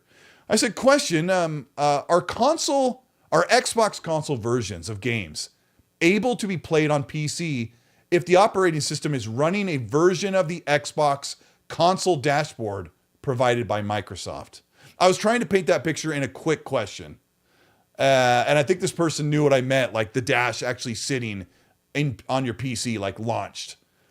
And they said the underlying service components are still different. Referring to the PC, game operating system and system operating system are distinct. There is a strong profit motivation to be a closed ecosystem that it's hard to break the habit for sure. And then this is the funny part. He says, shareholders don't want it for sure. And I got from that shareholders don't want it for sure, meaning that shareholders would rather have exclusivity, not allow people to carry their game over onto another device. Which Xbox sure wants to like be all over every screen, but shareholders, and I'm like, how could someone say that knowing that shareholders right now might be saying, get these games on other devices so we can sell them again? Maybe that's what it means. Why let your... It's like buying... Yeah. it's like buying Batman Begins and Voodoo lets you play it. And you know about this, right? Better than I do. The digital platforms that let you play a one purchase game. That's a thing, isn't it? Where you can buy Batman Begins and you can launch it on, I don't know, unless you know how that works. No, my question is though, like let's say with any ecosystem that we're talking about here, would you not have to have the console already so that you have your account or everything else? Or are you just talking like, as long as you got the phone app and you have a gamer tag and you have whatever, you'll be able to access whatever. But the thing is, you would have to probably already have a console and the dashboard and everything else already before you'd be able to, launch it somewhere else. If that were the case, because that's the only thing that would make sense to me, because they're not going to have your dashboard in the cloud. No, I don't think that's what people are saying. I think it would be if, let's say, you know what, I'm sick of this, I'm going full PC. And the problem that we always talk about with I'm going full PC is, what are you going to do with $700 worth of games that you have sitting on your library? What are you going to do with that? Like, well, I guess maybe I'll load up my console if I want to play those. So it'd be attached to your gamer tag. It would be attached to your gamer tag and your account. It would be this. Let's say you buy a really great pre-build next year, and you're like, I just want to plug it in. I want to play. And you're like, man, I really want my PlayStation games right here because they're all sitting closed off in that box.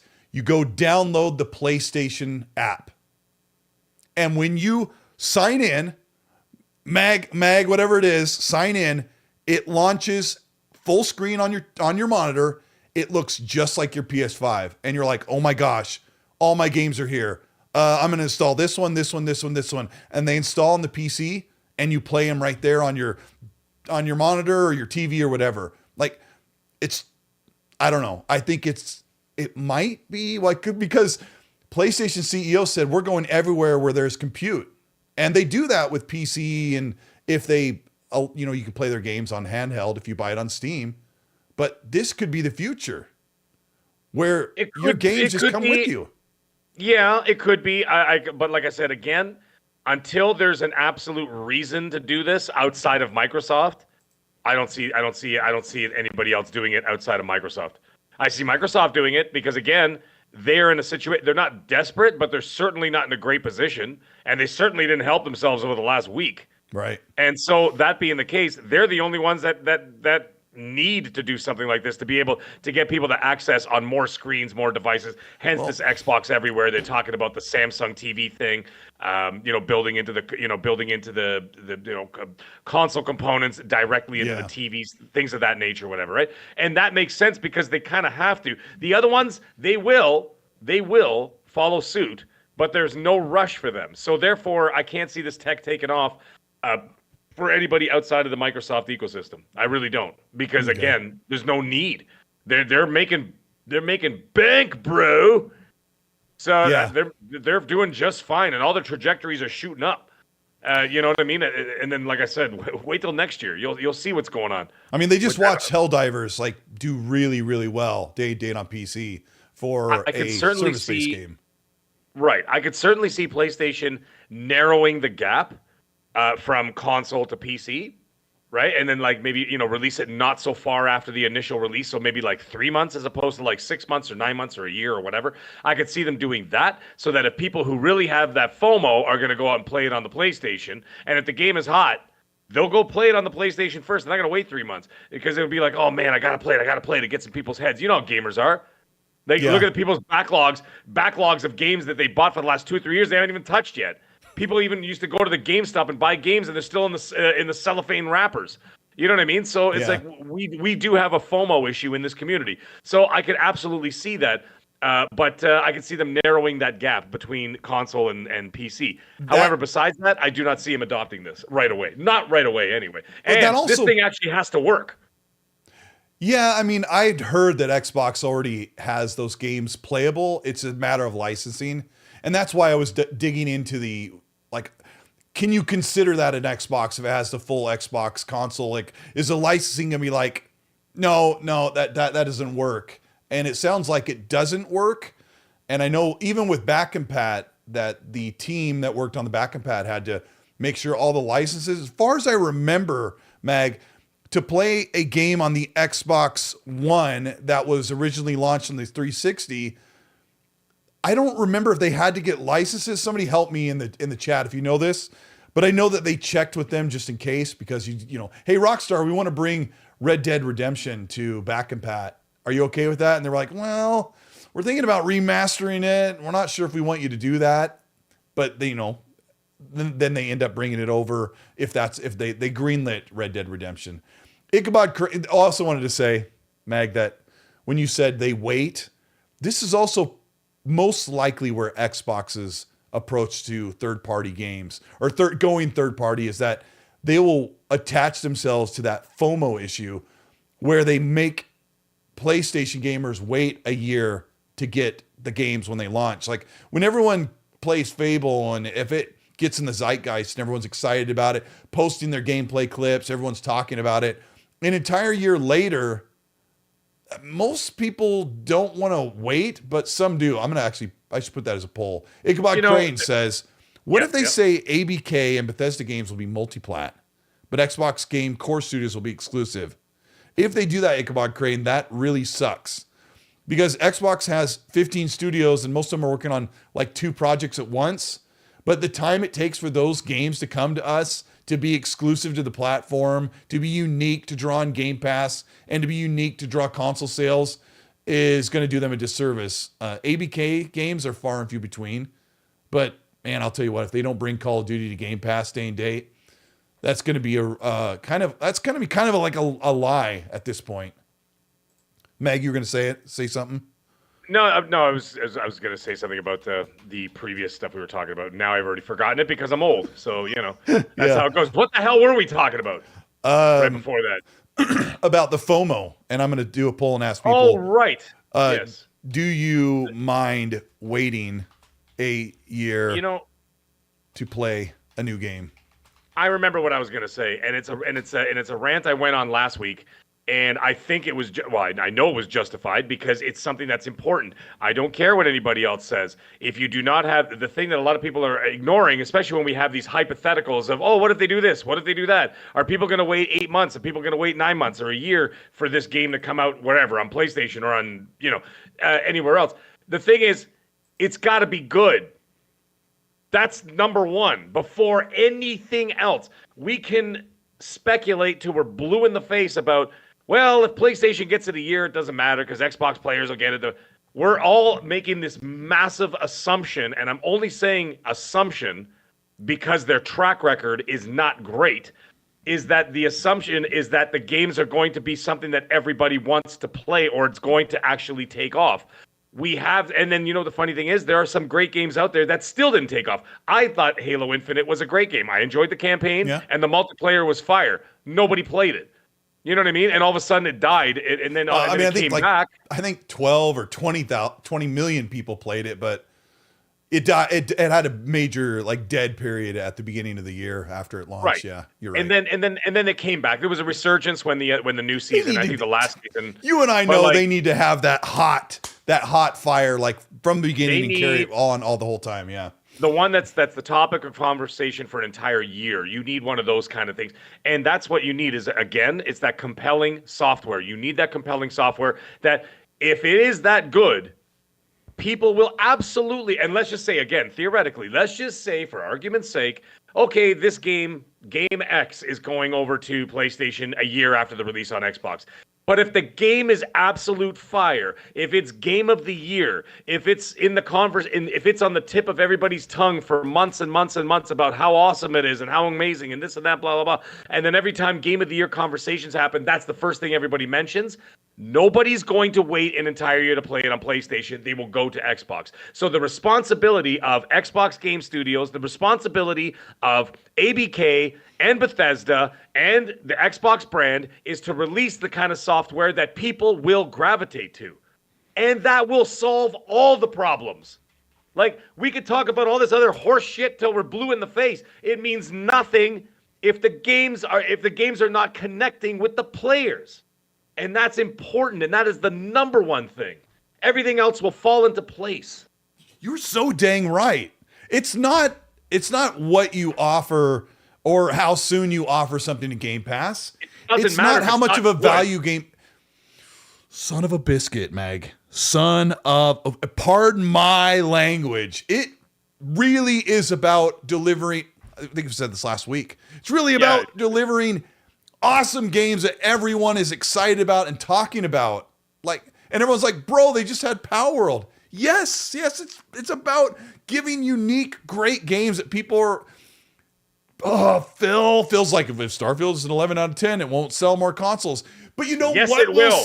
Yes, lots of great games consistently. When you have Redfall, one of the worst games of the generation that I liked sometimes, and then you deliver Starfield, like it's not good enough. You have to. All these games have to be really good. And for the most part, I was getting upset for a second there. No, for the most part, Xbox first party is on par with PlayStation's, believe it or not. But you have to be more consistent than that. And here we've waited 10 years for Xbox to deliver amazing games.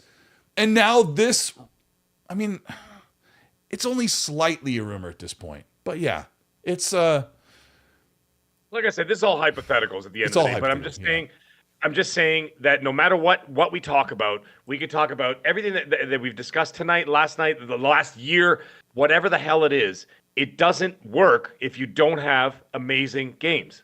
That's all that like it doesn't work. None of this works. You can have game plans, you can have visions of the future. Yeah. But if you don't have incredible games that people are like, holy crap. Like in the minute you put down the controller each night, you're thinking about it. You're at work and you're thinking about it. You're at school and you're thinking about it. And then when you put down that controller and the credits roll and you feel lost, like you go outside. What am I going to do like, now? Hey, I felt that way with Starfield. You didn't like Starfield, but I hated it. I feel that way with Enshrouded. Like I really like Enshrouded. Sorry, I would play the gameplay, but it seems like it's just hurting that little bit of bandwidth that's keeping us holding on. Enshrouded like lets you terraform. You can dig. Fawn's dug an entire 4-bedroom house underground like a hobbit hole and filled it with wooden walls that were, orthogonal. Sorry, I couldn't think for a second. Yeah, the game's really cool. It's great to have games like that. And we were sitting back playing the game going, I wonder if Fable's going to be this good. I'm like, dang, well, it better be. And well, hey, you look at like not just PlayStation and Nintendo. Look at third-party games. Look at Baldur's Gate 3 is not my jam. But people who were not into that were buying it because they were like, well, I got to check it out because it's like everybody's talking about it. And a lot of people got into that genre specifically because of that genre. Genre. Witcher 3. Wait, is that a Canadian thing? Genre or genre? Yeah, probably. It's genre over here.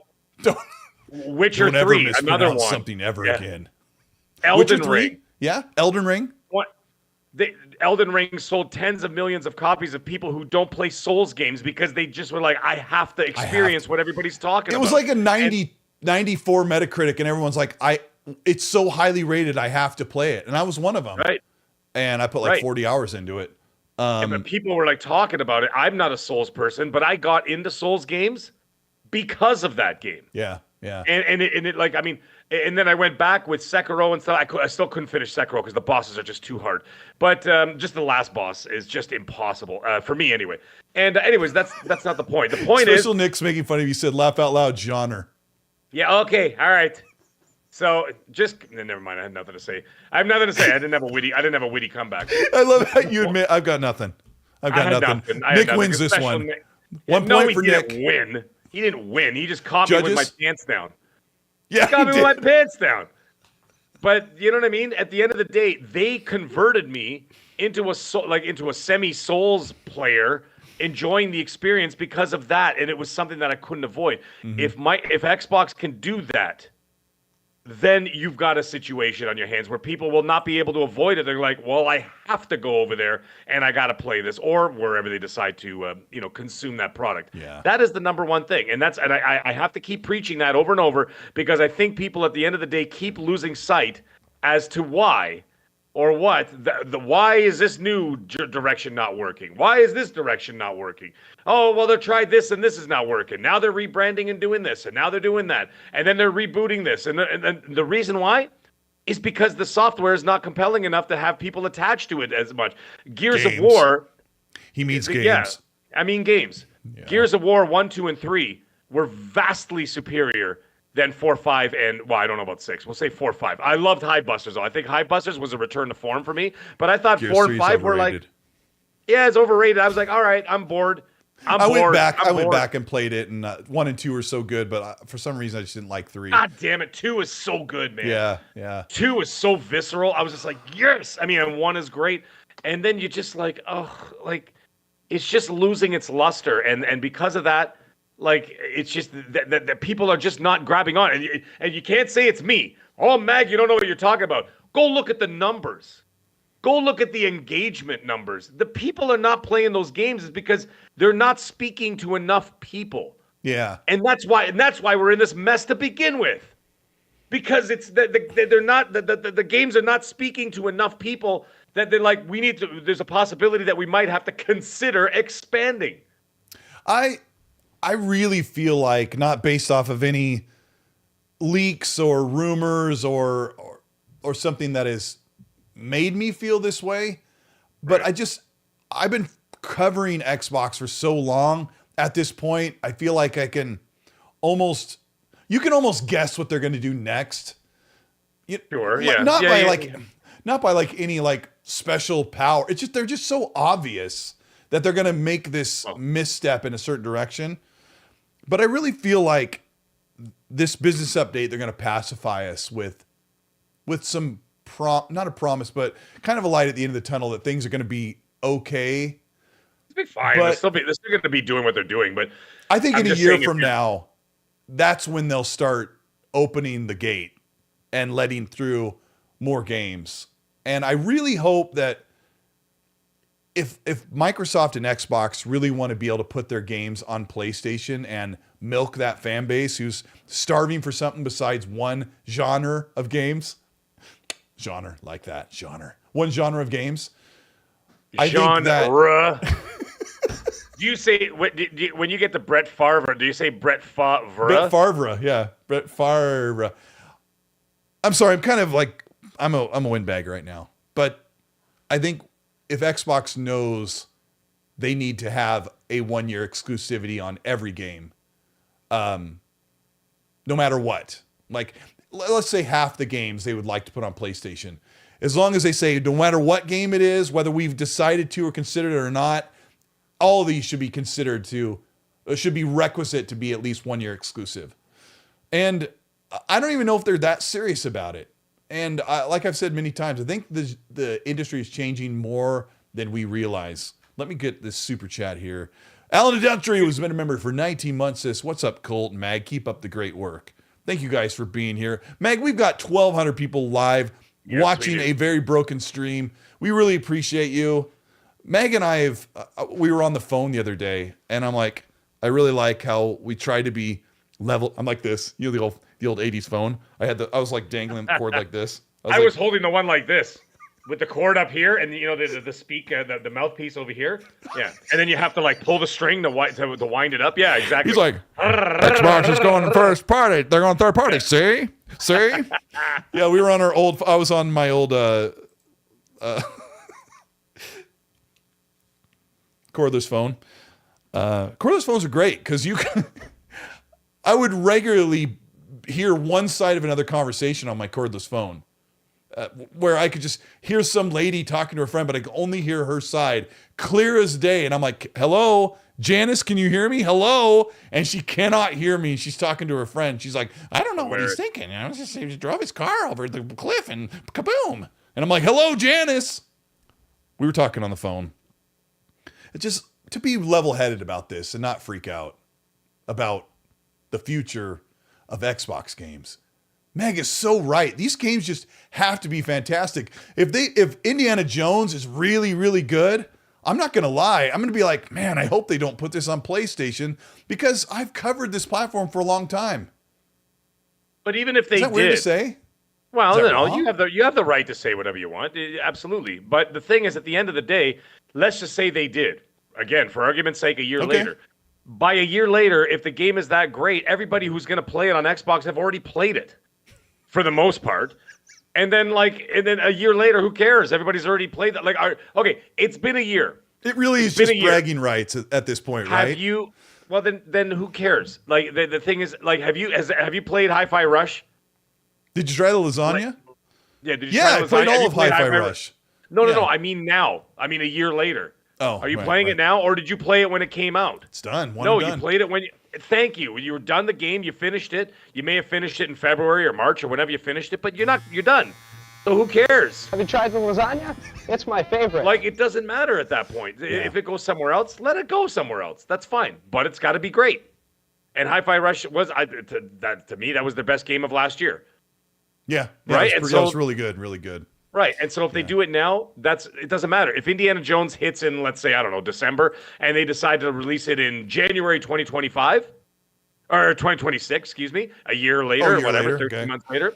Okay, let's say they do that. Everybody who's going to play Indy Jones has already played it. They'll have played it on PC, they'll have played it on Xbox, whatever else, and the people in that ecosystem have already played it. Now, then the year later, the people on PlayStation, go ahead and play it. We've already enjoyed it and this and that, whatever. But the other thing, and then the thing is that people who, let's say, were already on the other side of the fence, have not played it, but they see everybody having fun on that side of the fence, there's a possibility they're going to go, you know what? Go check it out. Yeah. And then they'll go check out that one game. And then if they follow that one game with another great game, they're going to go, you know what? I'm going to stick around for that other game. And then all of a sudden they release another great game. It's consistency.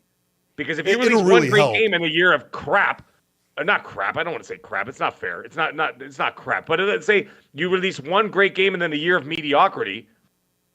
That's where people are going to say, well, I'll come back to you whenever you got some hot stuff. My friend said that Redfall single-handedly destroyed Xbox's momentum in this generation.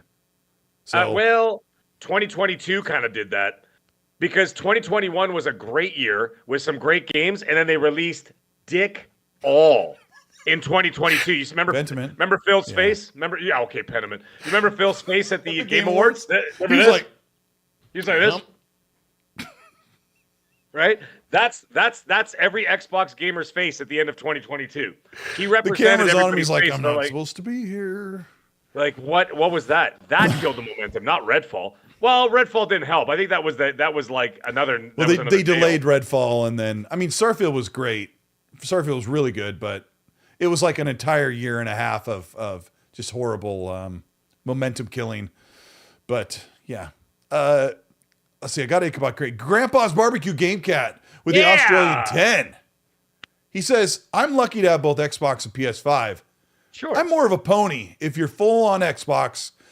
Excuse me. He says you're still getting a day and date included in the higher tier Game Pass. He's saying maybe, and not having to pay an Australian $90 to $120 for it on PS5. Yeah. Well, again, there you go. If the value proposition is there and the games are great, then people will go to Game Pass and say, well, why would I pay? Well, okay, he pays $90 to $120 in Canada. Yeah, it's about with tax, it's $100+ $104 per game. I'm telling you, if they yank these big games from Game Pass access, or if they move them up to Ultimate tier, do I have permission to complain in a slightly louder than this voice? You have the right. You know what you have the right to do? You have the right to just not give him your money. Yeah, just don't give him your money like I do. Well, I mean, one of my friends said that he's not paying for Game Pass if they do that, and I'm not paying for Game Pass now. Hey, you know what? I don't feel like. Yeah, I'll buy the games piecemeal if they're great. I'll buy the games piecemeal if they're great. But until they prove that it's a consistent track record, I'm not going to resubscribe. I just got rid of Disney Plus and Netflix. I'm not watching them. I'll go back to Netflix when Cobra Kai comes out. Yeah, Disney has been, the final season. Disney's been Disney, bro. Disney has been like just absolute. Oh my God, the horrible words I was going to use to describe Disney have been doing nothing since Endgame. Nothing good. Here's how bad it is. I think I like the Flash movie more than I like the last Marvel movie. They lost 30 million subscribers as of the other day in total over the last couple of years on Disney Plus. So you know what I mean? I mean, mind you, they have a lot. Yeah, but they have a lot of subscribers. But it doesn't matter. They lost a lot. The point is, I was told this week. What? I was told that people at Xbox listen to us. That's fine. I know they listen to us. They frequently say, well, not frequently. They've said we let's see what Colt said about this. Let's see what they're saying on the podcast about this. Not because my opinion is going to change where they are, but shout out to our amazing chat. And I'm watching the chat as much as I can as I look over here like this. We have a really good chat. And when I look at it, thanks to you, Adana Quezada and Happy Bomb and Fonz as well, who are moderating. Fonz says, I'm that friend. He's like, I'm that friend who's going to cancel Game Pass if they yank games. Shout out to Fonz for keeping it 100. You guys are an amazing chat. And I feel like the community we built just right here on the XNC lime green overlay, like it's pretty respectable for a bunch of dorks. Yeah. We really appreciate you guys. And hit the like button if you're here. We should be at 500 likes. Let me hit the refresh since YouTube doesn't do that. Let's get up to 500 likes before I take my pants off. So, yeah, we appreciate you. But yes, Xbox listens to where we are feeling on these things. What is their reaction? What are they saying about the rumors or some of the choices being made? So your voice is heard thanks to what we've all done together here to kind of come together on that. Right. Mag, and I think that I was just saying that I think that, if you want to prove things on a consistent basis, that's where you're going to get more people to come in. You're always going to have the base of the hardcore. They're always going to be there, right? And they're going to be part of that community, and they're going to be there for the next generation and everything else. But if that's not enough, then you've got to do more. And I don't mean do more in terms of services or whatever, or this and that. Just make sure that whatever's coming out is hot. That's all it is. And people will come to you. People will follow you. People will go into that ecosystem. People will not ditch other ones. No one's saying they're going to ditch anything. Yeah, but they will dabble.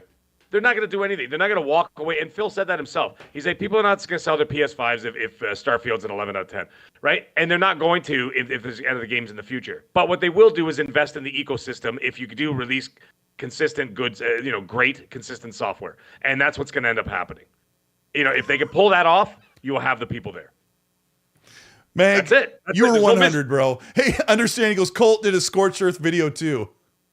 Hey, that thumbnail was Scorched Earth. It was great. I had the Series X with like the fire coming out the bottom, Series S, the fire coming out the top. And I said, the console wars are dead. And you know what? I've said that for a long time. The console wars died when Xbox said, hey, everything's on PC from first party.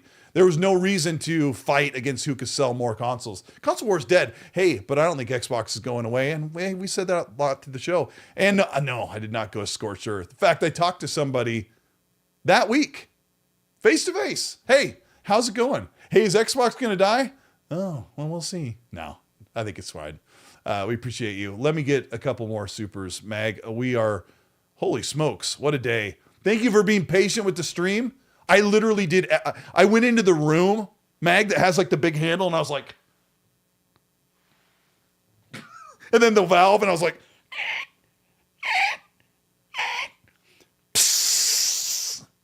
and we're trying to keep up with it. Galaxy News, welcome to the early access. A channel member with the GNR, Galaxy News Radio from Fallout. Welcome to the channel. Hargeet Johnny with a $5 super chat says, it's more doable for Microsoft to create a PC based on Xbox than it is for PlayStation to do that. He says it would take a bit of work for them to work out virtualization on PlayStation. Hargeet means a virtual machine or a virtual launchable operating system that sits on top of Linux or Windows. But I think we both agree it's very doable. Hargeet and I were arguing in the nicest way possible on Party Chat about I didn't know the answer. I'm like, is the licensing going to be work with this? Like, this is a great idea, and it's where the future really should go. But we just don't know how the licensing works. So shout out to Hargeet Chani for keeping it level. Nerds and Other Legends, thank you so much for the $10 super chat. It says, great games is why exclusives matter. Without exclusives, how do they grow Game Pass? If the games are not great, I could have bought a PlayStation that had great games and the occasional pretty good game on Xbox. Nerds, oh bro, that was brutality, but it was so good. I mean, Meg and I like a lot of those games that came out, but like, you just need more great games. Go ahead. He's not wrong. He's not wrong about anything that he said. Yeah. He's absolutely correct. Yeah. And that's why, like I said, that's why I ended up not going with Game Pass, and I'll buy games piecemeal if I want them. Because it's more, the problem is that it's more occasional as opposed to consistent. I more frequently try out games on Game Pass than I do play them. Sometimes I'm like, oh wow, I'm going to finish this one. I'll play it a lot. But sometimes it's just like me just taking a taste test at the buffet, dipping my finger in there and go, this orange looks pretty good. Give me some of the blue and some of the yellow, and don't get cheap on me. If you know what movie that's from, let me know in the chat. Jordan Anlo, thank you for the 10-pound super. He says, Colt, changed your mind? Your mind changed? The other day you said to me people absolutely would wait a year on PlayStation, and now you said they wouldn't. Any reason for the change of stance? Generally interested. Well, actually, I brought that up as a question because I think that's why I did the poll. Because I was going to say when Mag was talking about that speech about people waiting and the FOMO, that I would say maybe 2 million people are like, I will not play it on Xbox or PC. I'll just wait. I'm only going to play on my PlayStation, as I call the PlayStation only fans, the ones who only play on one device and refuse to play anywhere else. They won't launch their games or buy them anywhere else. They probably only make up a small chunk of the market. Sometimes as Xbox fans, we can be like that. Like, I only want to play on Game Pass and Xbox. I don't want to mess with PC. Right, Mag? Like, there's some people like that. Yeah, I don't know if my mind changed. I just don't know the answer. I'll wait. I waited for Deathloop knowing it would be on my preferred platform. We knew about Deathloop and Ghostwire Tokyo. I have a PS5. And I remember Randall Thor 19... played Deathloop day one on PlayStation. I'm like, I'll just wait. And I don't know if I'm going to like it. I'll just wait. And I did. And I was fine. That was like during the worst year for Xbox too. All I was doing was playing Grounded. Happy as a peach. BT Maverick 707 with a 5-pound super. Thank you, BT, for always being there for me. He's nice enough to say, hey, what the heck? When somebody comes at me, he's like, Colt is being reasonable. And dude, I appreciate that because I get beat up a lot.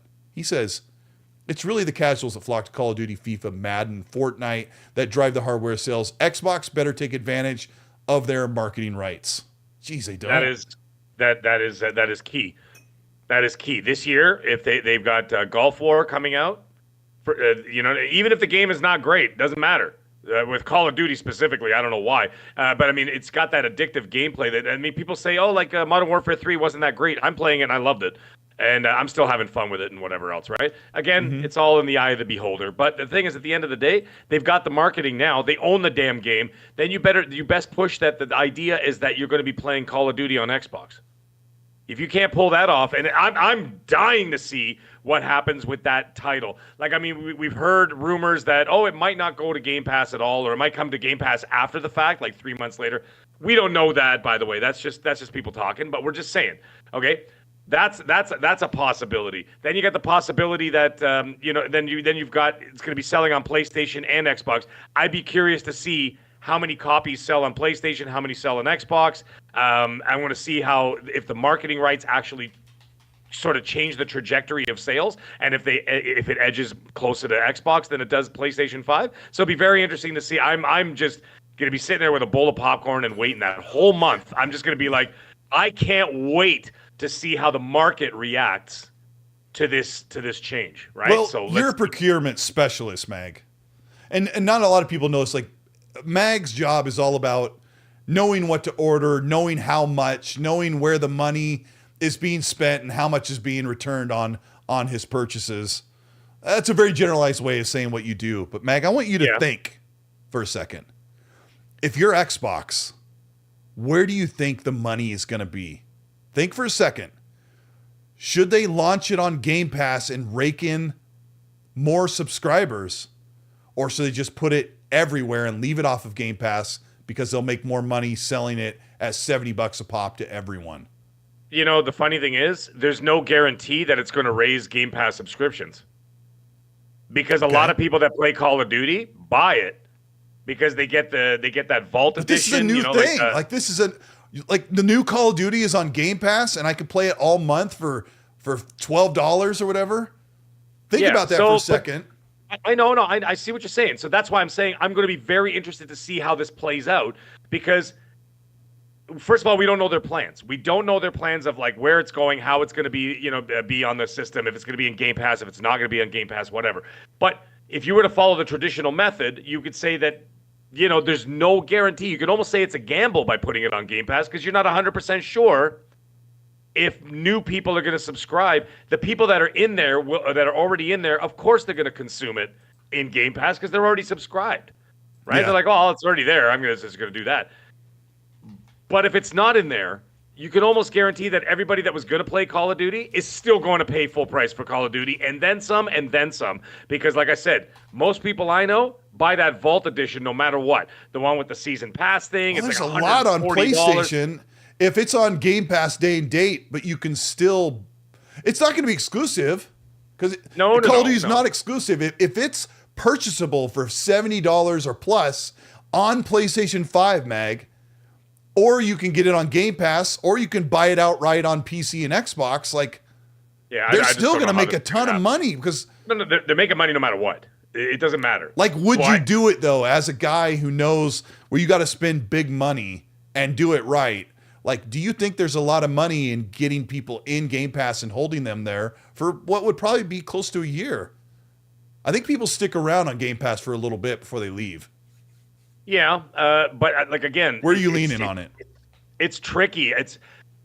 I'm leaning away from it actually because like I said, it's a gamble. Because you can almost guarantee, because of the nature of that specific game, not all games. I'm not talking about all games. I'm talking about that specific game. It sells no matter what, is what I was getting at. If it's a great game, wouldn't you also say that a bunch of people would just leech it off of Game Pass and then they're like, way more people that just sat there and subscribed, played it, and we didn't pull in subs. Are you thinking that's a possibility? Yes, because at the end of the day, any kind of subscription model, and this is something that some people don't really quite fully grasp, is that it's not about, and that's why Netflix cancels shows. And you're like, my God, the show is just getting going. It's great. Yeah. And everybody's like, why do they keep canceling the shows? Their metric system is based on how many new subscribers they get with the release of a new show. Yeah, or movie. That season yeah. Yeah. It's got nothing to do about the retention of the 200 million that they already have in there. Those Forget people how they do it on regular TV. I don't know. I think it's how many Doritos sell. Well, look at what's happening now, Colt.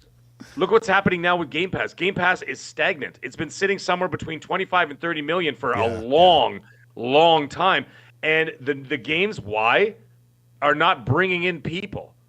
And they're not bringing in people because people are just not gravitating towards those titles, which leads me back to my rant from 20 minutes ago. And so, about compelling software. So the thing is, at the end of the day, I'm not going to go back to that. I'm just saying. So the point is that it's a gamble based on their past history of people not adopting Game Pass on these new titles. I think Fonz has a point. Fonz has the point. I got to pee. Hold that thought. I can't hold it anymore, guys. Yeah, go ahead. I got to say what Fonz said because Fonz has a point. Fonz says he should have turned off his camera so we could see his rear end as he walked off. Fonz says, I don't want to hear that, Colt. Call of Duty's first party. It should be day and date and Game Pass no matter what game. I think Fonz is right. You said our first party games are going to launch day and date and Game Pass. Microsoft and Xbox and Activision do not get to say, but not Call of Duty. Now, that's not confirmed. That's not even hardly even a substantial rumor. But if they make that announcement at this business update, or we hear about that in August of next year, what a load of crap that is. Where you said your games are going to launch day and date and Game Pass, and you're like, yeah, well, not Call of Duty. That one's too big. What a bunch of crap. That's anti-consumer. That's a lie. That's a broken promise. And you hear it first on XNC Podcast. A big, huge shout out to our good friend Lotus Esprit with a $100 super chat. An outstanding $100 super chat. We really appreciate you, bro. It's emblazoned in red. He says, keep up the amazing work. Thank you for all the useful information without unnecessary nonsense. Now, Lotus, I don't know about the unnecessary nonsense. Meg and I have spouted quite 30 minutes of unnecessary nonsense every other topic, but we really appreciate you. Please get a hold of me. I'd love to send you something of your choice. I'll send you a link to the store and just pick. I've got some really cool hoodies. I've got some stuff that you can wear in public that won't embarrass you. I've got some cool like travel mugs if you want to sip your favorite drink, or a t-shirt. But just get a hold of me. We'll get that figured out. You're amazing. I really appreciate you. Quick Gameplay, thank you so much for the Canadian $5. When you guys send super chats, it means so much, and it's a major support, and it helps keeps the studio lights on, keep my fat dog fed. I really appreciate you guys. You're amazing. Quick Gameplay says, what about Microsoft buying Steam? Makes sense for the direction they could go for the next console. You don't buy Steam. Steam's gigantic. Leave it alone. Microsoft loves working with them. PlayStation's working with them. Leave Steam. Steam needs to make some games. Steam needs to get back to making games. And it's a great storefront. If you guys play on PC, it's a really nice, well-kept, well-functioning place to play games and buy them. It's awesome. Noobs Saybot JP45, thank you for the $5 super chat. He says, just give Call of Duty a timed full access with Game Pass, like 15 hours, like EA games. That's probably what they would do. I've never even thought of that. Noob Saybot JP45. Just give Call of Duty a timed access, like the first 15 hours of the campaign or 15 hours of you playing the multiplayer mode that comes with Game Pass. I'm not saying I like that, because I'm going to go back and say, you promised the game's launch there. I can use the word promise, but I can see them doing an EA access type thing. What do you think about that, Mag? Yeah, that could possibly make sense. Now, here's the thing. I'd like to clarify that everything I was saying about not putting Call of Duty in Game Pass, that's not my decision. Yeah. Colt was asking me, is that my business brain, if I was in charge, would I do it? Or I'm putting myself in their shoes. That's what I asked you, yeah. Not me. No, because some people think that I'm speaking from me saying, oh, don't put it in the Game Pass. I'm like, why would I say that? Can you do a video of you at your desk with a big cigar making the horrible decisions? I'd love to see that. Yeah, no kidding, right? So the thing is, that's not me saying that. That's, if you were to put me in their shoes, I wouldn't put it in Game Pass. Yeah. That's just me. And like I said, that's a business perspective, not a mag perspective. So, don't get it twisted, folks. So anyways, either way, carry on. May carry on as he is. I just picture the video. I just want to see the video. Did you know that Phil Spencer liked a Tom Warren tweet where he said, Asus tried to make the experience better, but Microsoft needs to step in with support for their games. It just kind of lends this whole thing. I think Xbox Everywhere is going to be an initiative where Xbox tries to put full support on different platforms or screens. Especially like the handhelds and the PC stuff that needs to be more universal. I would really like to be able to move those games across PC regardless, or back to console. Like, I don't know. It's a big ask. We've had a very long show. We've had an arduous journey across a very choppy internet, but we appreciate you guys so much. Meg. Yes. I mean, I wish I could have let you go before you had to pee, but you left your mic on while you're in there, and it sounded like you've had a lot of water today.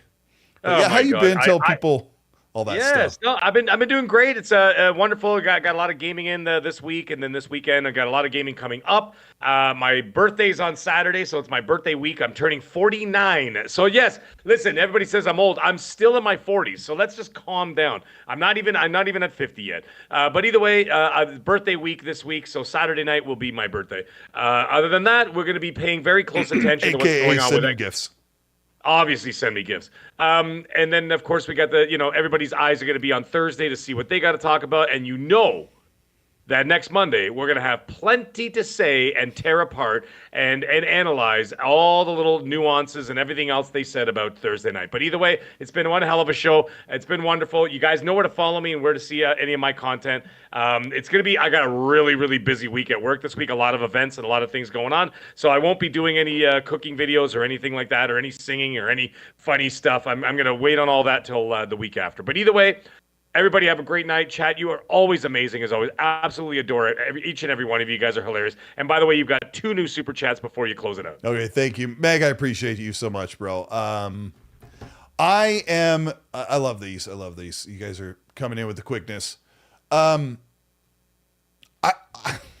I was ready to make a couple of videos, but everything's in flux right now, and I'm just gonna have to wait until after the update. No, we probably won't be streaming it. I don't know if I'll be streaming it. I'll probably just make a production video so I can break down everything in a quick and digestible thing. We also didn't talk about how this is going to be on a podcast platform. So you've got Jeff Rubenstein and Tina Amini who will be there asking preset questions to Phil, Matt, and Sarah. So expect a lot of corporate PR speak and some easy softball questions. And I would like to try and break that down. I would assume they're going to be on there for, I don't know, 30 minutes plus. I mean, they do a 1 or 2 hour show. So I would expect to go through those 3 leaders at Xbox. It'll take a while. So we'll cover that at the end of the week. Bean got that dope. Thank you so much for the $2 super chat. It says, what if they add a Game Pass tier for Activision? That's possible. I mean, they would have to release a ton of games, though. I mean, as it stands, I understand they have a big back catalog, but that would make me so mad, Mag, if they add a tier for Activision and then the back and pass stuff starts rolling in there for an additional price. We didn't talk about this, but it's very possible that they're adding an extra tier that will allow them to gate off the first party content, other than moving them up to Ultimate. I don't want that. I think it's stupid. Yeah, there's a possibility they might add another tier, and then after Thursday, there's going to be a whole lot of other tiers. But anyway, that's a whole other story. Anyways, carry on, Colt.